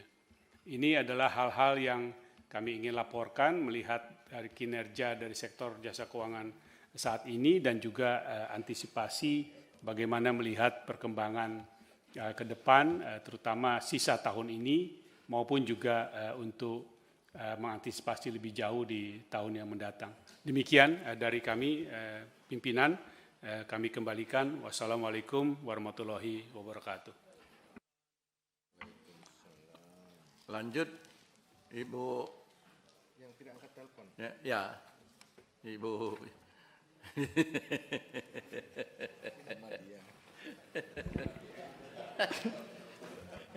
Angkat telepon.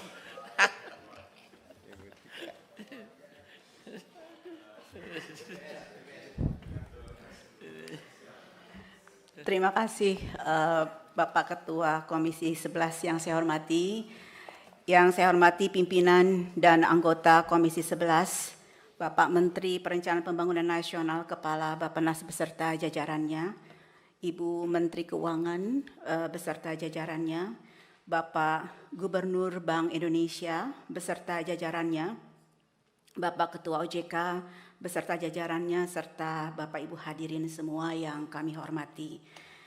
Assalamualaikum warahmatullahi wabarakatuh. Selamat siang dan salam sehat buat kita semua. Bapak Ibu yang saya hormati, perkenankan kami menyampaikan catatan dari rekaman statistik yang kami miliki. Pada bagian pertama, kami akan menyampaikan catatan mengenai fondasi ekonomi Indonesia terlihat cukup kokoh dan menjadi peluang untuk tumbuh lebih cepat. Ini masih terbuka lebar.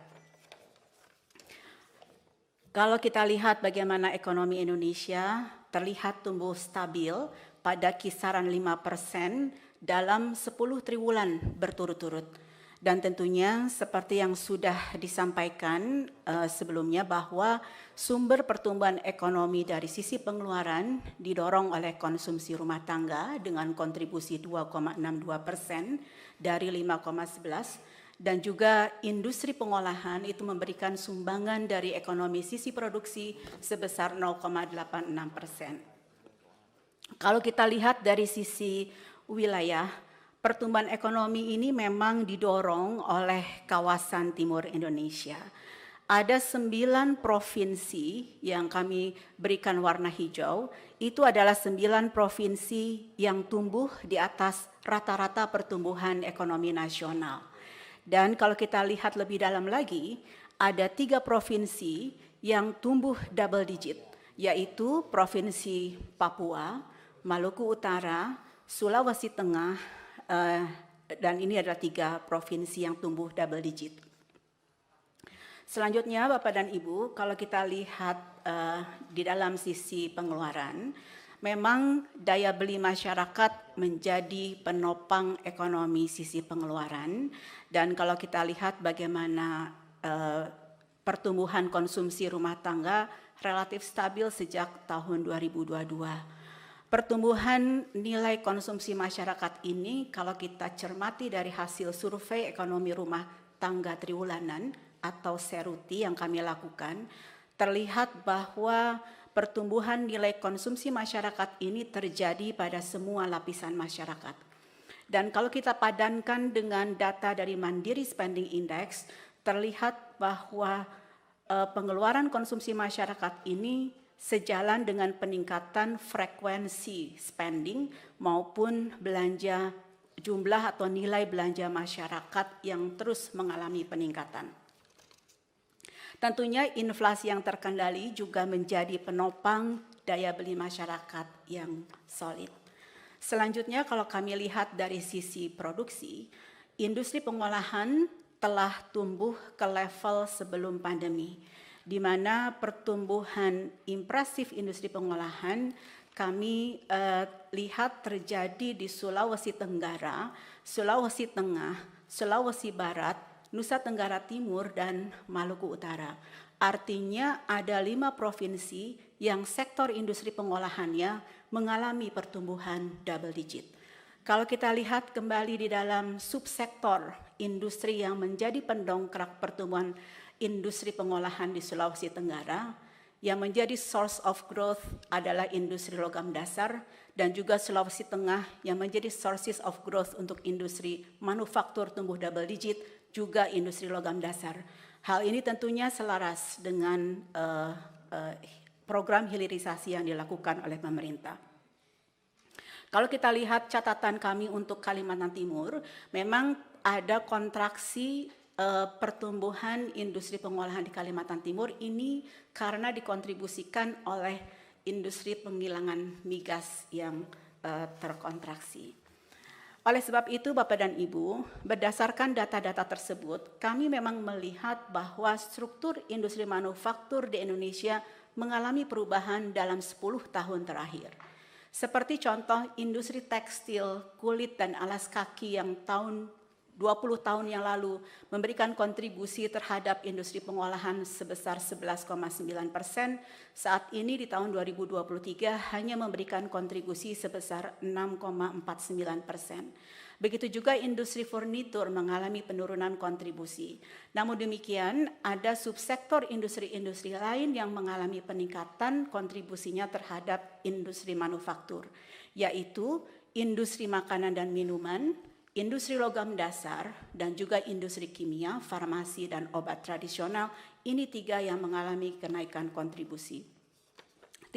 Kemudian seiring dengan perubahan struktur industri manufaktur ini juga terlihat di dalam struktur ekspor yang mulai bergeser akibat adanya program hilirisasi. Sebagai contoh, untuk nikel dan produk turunannya, terlihat penurunan ekspor biji nikel, ini juga akan diiringi dengan beberapa kebijakan larangan ekspor, tetapi kalau kita lihat bagaimana perkembangan ekspor ferronikel serta produk nikel dan turunannya ini mengalami peningkatan yang pesat. Begitu juga aluminium, dalam 10 tahun terakhir terlihat penurunan ekspor biji aluminium, tetapi diiringi dengan peningkatan ekspor produk aluminium dan turunannya yang meningkat pesat dalam 10 tahun terakhir. Berikutnya adalah tinjauan khusus mengenai pertumbuhan ekonomi Kalimantan Timur. Kalau kami perhatikan dari secara historis data pertumbuhan ekonomi Kalimantan Timur, ini di kuartal pertama 2024, pertumbuhan ekonomi Kalimantan Timur adalah yang tertinggi secara year on year dibandingkan dengan data-data kuartal sebelumnya. Dan kalau kita lihat yang memberikan kontribusi terbesar terhadap pertumbuhan ekonomi Kalimantan Timur adalah dari sektor konstruksi yang share-nya cukup tinggi tetapi juga pertumbuhannya double digit karena ini didongkrak oleh pembangunan infrastruktur dalam penyiapan Ibu Kota Nusantara. Di bagian kedua, kami ingin menyampaikan catatan kami mengenai tantangan pembangunan sosial. Dalam hal ini tentunya ini menjadi penting untuk mendapat mengakselerasi pertumbuhan ekonomi. Bapak Ibu yang saya hormati, tingkat pengangguran terbuka ini memang sudah lebih rendah dibandingkan sebelum pandemi. Kemampuan perekonomian untuk menyerap tenaga kerja juga terlihat semakin baik karena 1% pertumbuhan ekonomi ternyata mampu menyerap 933.000 orang pekerja. Dan kalau kita lihat sektor yang mampu menyerap tenaga kerja terbanyak adalah sektor akomodasi makanan minuman dan perdagangan. Namun demikian, walaupun tingkat pengangguran terbuka telah turun menjadi 4,82%, namun terjadi penambahan setengah pengangguran sebanyak 2,52 juta orang, di mana definisi dari setengah pengangguran adalah pekerja yang bekerja di bawah 35 jam seminggu dan masih mencari atau menerima pekerjaan tambahan. Berikutnya adalah pekerja informal. Walaupun sudah menurun dibandingkan tahun lalu, tetapi masih mendominasi struktur ataupun proporsi penduduk bekerja, yaitu saat ini mencapai 59,17%. Ada 3 lapangan usaha yang memberikan kontribusi terhadap penambahan pekerja informal terbanyak, yaitu sektor pertanian yang menambah lapangan pekerjaan informal 0,46 juta orang, industri pengolahan penambahan jumlah pekerja informalnya 0,45 juta orang, dan penyediaan akomodasi makanan minuman. Kalau kita lihat sektor pertanian, proporsi pekerja informalnya mencapai 90%, untuk sektor akomodasi makanan minuman, proporsi tenaga kerja informalnya adalah 69,41%. Apabila kita lihat profil pekerja informal berdasarkan pendidikan, maka pekerja informal ini mayoritas memang pekerja yang berpendidikan SD ke bawah. Namun demikian, ada 4% tenaga kerja informal yang memiliki pendidikan diploma ke atas atau sekitar 3,4 juta.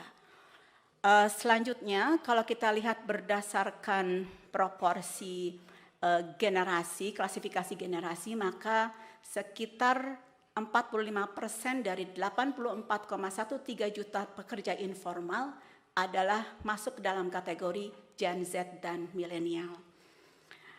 Bapak Ibu yang saya hormati, mengenai tingkat pengangguran terbuka, terlihat untuk sarjana ke atas masih meningkat tipis. Walaupun memang secara total tingkat pengangguran terbuka terus mengalami penurunan. Sementara itu Bapak dan Ibu, untuk menciptakan generasi unggul, ada beberapa catatan yang dapat kami sampaikan, yaitu imunisasi dasar lengkap terus meningkat. Dan ini membaik cakupannya, tetapi masih terdapat disparitas antar wilayah, di mana sekitar 63,58% anak umur 12 sampai 23 bulan menerima imunisasi dasar lengkap.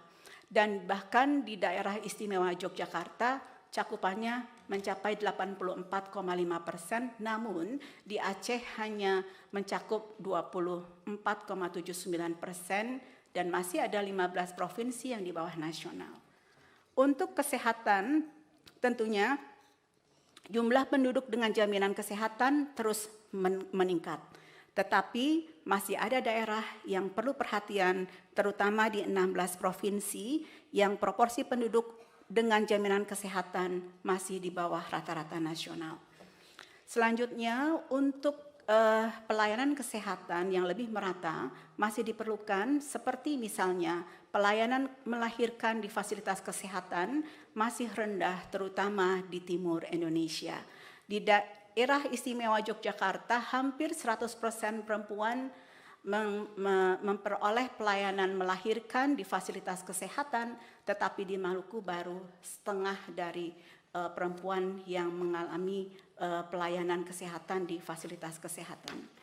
Selanjutnya terkait dengan pendidikan, ada 50 provinsi yang masih perlu didorong wajib belajar 9 tahun, di mana untuk Papua itu ada 39,50% yang tamat SMA dan 17 provinsi masih perlu didorong untuk menerapkan wajib belajar 9 tahun karena hanya di bawah rata-rata nasional. Kemudian salah satu upaya untuk membangun landasan SDM unggul adalah angka partisipasi kasar perguruan tinggi, di mana DIY yang tertinggi dan Kepulauan Babel yang mengalami paling rendah. Dan ini tentunya ada 22 provinsi yang sudah berada di atas nasional, tetapi hanya ada 12 provinsi yang di bawah rata-rata nasional. Terakhir, sebagai catatan tambahan, kami ingin menyampaikan review terhadap nilai tukar petani dan nilai tukar nelayan. Nilai tukar petani dan nilai tukar nelayan pada dasarnya bukan merupakan ukuran yang tepat untuk menggambarkan tingkat kesejahteraan petani, karena NTP dan NTN ini hanya mengukur perubahan harga, baik harga yang diterima petani dan harga yang dibayarkan oleh petani. NTP dan NTN tidak menggambarkan kualitas hidup petani, karena selayaknya tingkat kesejahteraan petani sebenarnya dipengaruhi oleh berbagai dimensi kehidupan. Oleh sebab itu, kami saat ini sedang melakukan hasil kajian untuk memberikan alternatif pengukuran kesejahteraan petani dengan pendekatan multidimensi. Dan ini adalah contoh hasil kajian kami tentang indeks kesejahteraan petani yang bisa disagregasi berdasarkan subsektor, baik tanaman pangan, hortikultura, perkebunan rakyat, perikanan, baik budidaya maupun tangkap. Sebagai penutup, Bapak Ibu yang saya hormati, kami melihat perekonomian Indonesia tumbuh solid dengan fondasi yang kokoh dan ini menjadi modal penting untuk bisa tumbuh lebih cepat. Namun, pembangunan sosial perlu diperkuat dan dipertajam agar menjadi fondasi yang dapat membantu mengakselerasi pertumbuhan ekonomi di masa datang. Demikian, Bapak Ibu yang saya hormati, terima kasih. Assalamualaikum warahmatullahi wabarakatuh. Waalaikumsalam. Habis.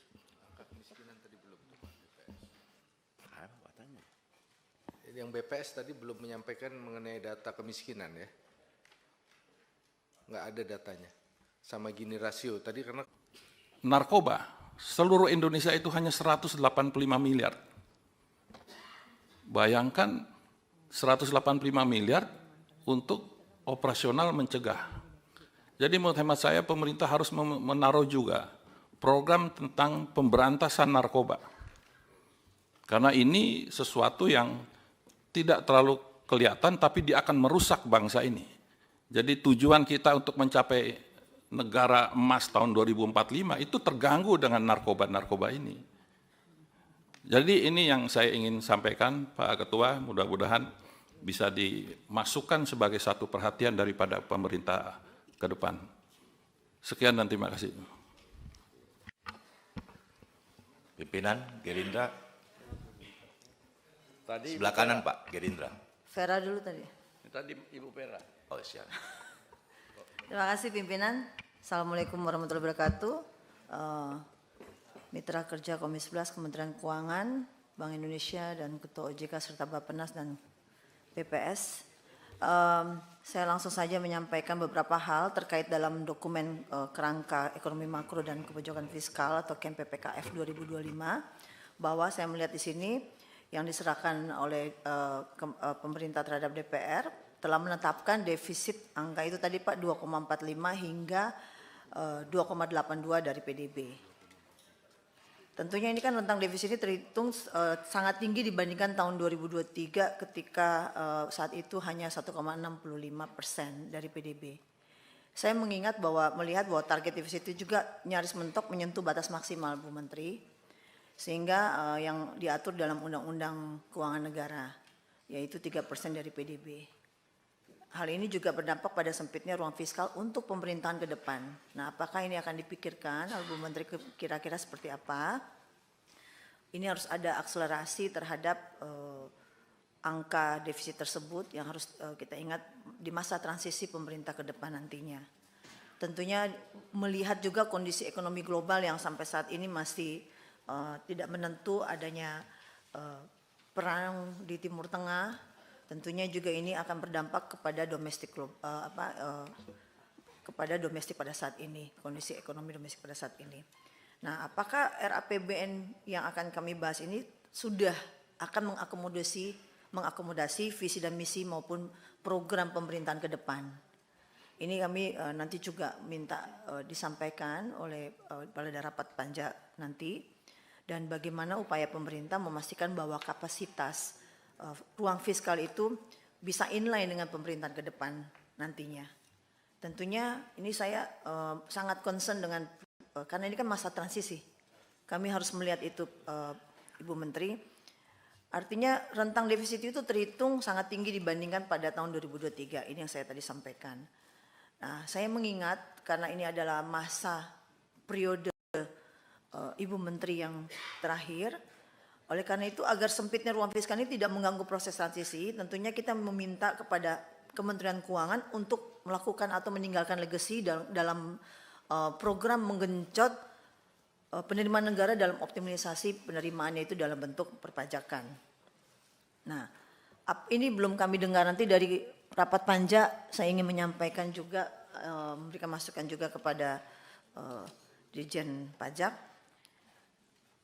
Selain itu juga kami mengingat pendapatan negara melalui penerimaan devisa dari bidang ekspor itu juga saya lihat barang dan jasa serta sektor pariwisata saat ini sedang tumbuh pesat Bu Menteri. Dan pemerintah kita memberikan apresiasi dari sisi belanja itu juga penting untuk memastikan Bu, program-program pemerintahan baru nanti harus benar-benar memberikan multiplier effect kepada perekonomian. Jadi artinya ruang fiskal defisit ini kan sangat sempit. Ada nggak terobosan nanti di akhir jabatan pemerintah yang saat ini dipimpin dari Kementerian Keuangan itu ada program terobosan mengenjot penerimaan fiskal dari perpajakan, dari intensifikasi dan ekstensifikasi. Kami tidak mendengar itu. Kalau itu ada kira-kira berapa? Jadi itu kan bisa menambal atau akselerasi dengan program pemerintahan oleh Presiden terpilih. Terima kasih dari saya.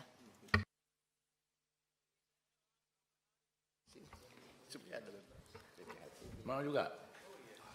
Tolong ada kaitannya dengan yang kita bahas. Oh, udah. Jangan sampai kemana-mana nanti. Pasti. Ya, saya bingung. Silakan Pak. Terima kasih Pak Ketua Pimpinan, Bapak Ibu, sahabat anggota Komisi 11, Ibu Menteri Keuangan dan jajaran, Bapak Menteri PPN Bappenas seluruh jajaran, Gubernur BI dan seluruh jajaran, Ketua OJK dan jajaran, LPS dan seluruh jajaran. Hadirin sekalian yang kami hormati. Assalamualaikum warahmatullahi wabarakatuh. Selamat siang, salam sejahtera untuk kita sekalian. Sekira paparan tadi sudah kita cermati, kita akhirnya sepakat tentu APBN yang disampaikan oleh Ibu Menteri Keuangan didorong untuk semakin sehat. Ya, ini kan masih pengantar ya, nanti akan terus kita dalami di Panja. Saya mau titip beberapa hal untuk nanti lebih dilengkapi. Misalnya ada 3 tadi yang disampaikan Ibu Menteri untuk semakin sehat itu dari 3 sisi, collecting more-nya, spending better dan prudent innovative financing. Nah, tapi kelihatannya angka-angka yang ditampilkan ini masih kurang lebih lah dari tahun-tahun sebelumnya. Bagaimana melihat ruang untuk bisa lebih optimal, untuk bisa kemudian memberikan di ujungnya adalah seperti tadi yang disampaikan oleh Pak Menteri PPN Bappenas untuk memberikan ruang fiskal yang lebih longgar bagi transisi pemerintahan nanti ke depan. Nah, karena itu mungkin perlu nanti angka simulasi-simulasi dengan tadi apa yang disampaikan oleh Pak Manuarfa, Menteri PPN Bappenas, defisit di 1,5 hingga 1,8. Saya kira saya minta untuk nanti ada angka simulasi-simulasi pengaruhnya ke sisi yang lain gitu. Nah, di sisi kita ada lembaga baru, Ibu Menteri, INA ya, Indonesian Investment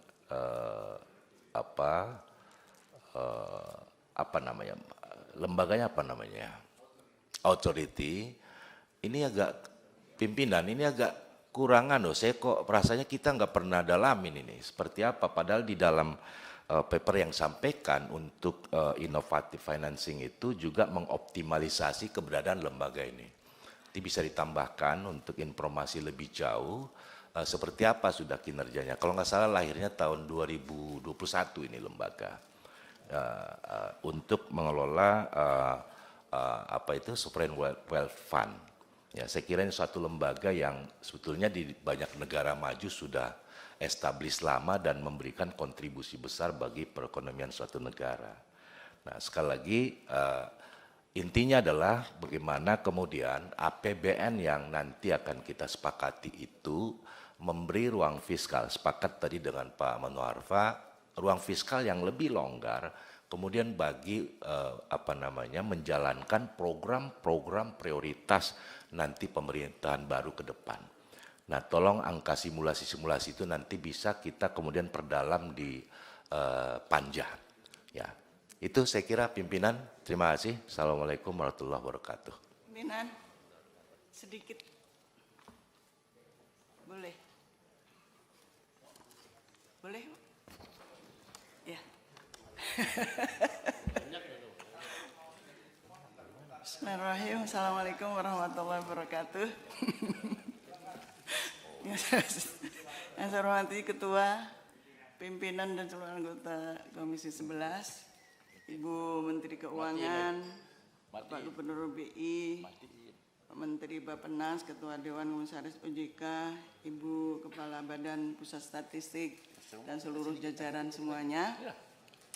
Ingin menanyakan aja, bukan pembahasan kaitan materi pada siang ini, tapi Bu Menteri, maaf, saya kan pindahan dari Komisi 8 untuk sementara, tapi ini pengen menanyakan. Jadi kemarin itu terkait Komisi 8, terkait Kemenak itu, ada 90.000 guru in-passing itu belum dibayar gajinya. Lah, waktu itu dari Komisi 8, saya belum tahu apakah kemudian udah memberi surat ke Bu Menkeu atau belum. Nah ini selama 6 tahun, sehingga total yang harus dibayar itu 1,7 triliun. Nah ini kan sebetulnya negara yang harus menangani kemudian supaya guru-guru yang sudah berdedikasi untuk masyarakat banyak ini bisa terapresiasi, dan mudah-mudahan Bu Menteri yang mudah-mudahan perhatian ini karena mendekati mungkin akhir jabatannya nggih Bu Menteri nggih. Mohon perhatiannya, apakah sudah kemudian bagaimana begitu, perlu kejelasan. Terima kasih. Wassalamualaikum warahmatullahi wabarakatuh. Barangkali kita tidak bertanya jawab. Ini kan kita ingin masuk ke panja. Dan yang akan kita bahas itu kan tadi sudah jelas judulnya. Bukan kemana-mana. Ini jadi nggak gaji guru terus kemana-mana. Jadi oleh karena itu saya kira kita cukupkan saja di sini Pak. Untuk jangan sedikit lagi, nanti tambah panjang lagi Pak Andreas. Saya kalau sama Pak Andreas kan berani, karena teman.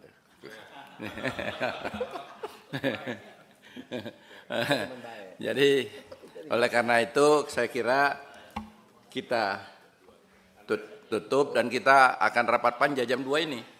Tinggal setengah jam lagi, dan di hotel apa di situ? Jauh juga jauhnya. Di mana itu? Nah, jadi saya lihat itu semua kita masuk panja. Dan di sana akan lebih bisa dibahas secara detail sesuai dengan temanya. Itu. Setuju? Setuju. Nah, kita ketok dulu supaya datanya banyak. Pimpinan, tapi pertanyaan itu perlu juga dijawab nanti dalam bentuk tertulis. Jadi jangan, ini kan hak anggota untuk bicara, jangan dibatasi pimpinan. Tapi karena memang ada agenda ke depannya, kami memaklumi. Namun pertanyaan yang disampaikan oleh saya tadi dengan beberapa rekan Pak Mekeng itu bisa dijawab secara tertulis atau bisa dihalat dalam penutupan nanti Ibu. Jadi tadi saya ingin jelaskan, rapatnya itu ada temanya. Dan itu disepakati temanya seperti itu. Nah kalau berbicara di luar tema, artinya sudah tidak menyepakati yang kita ingin bahas. Itu. Jadi saya kira kita agak paham lah. Ya, dan sudah kita sepakati. Nah oleh karena itu agar tidak panjang-panjang kita masuk saja nanti di sana. Dibicarakan, dikupas tuntas lah di situ. Sampai 7 hari 7 malam kalau memang kurang panjang. Iya.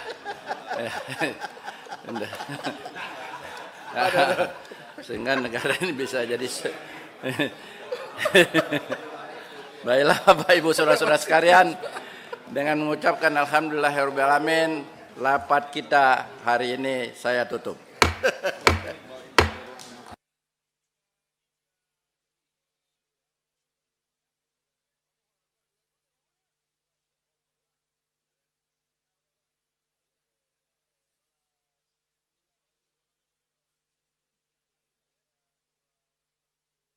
Jelajahi cara baru mendapatkan informasi. Download Metro TV Extend sekarang.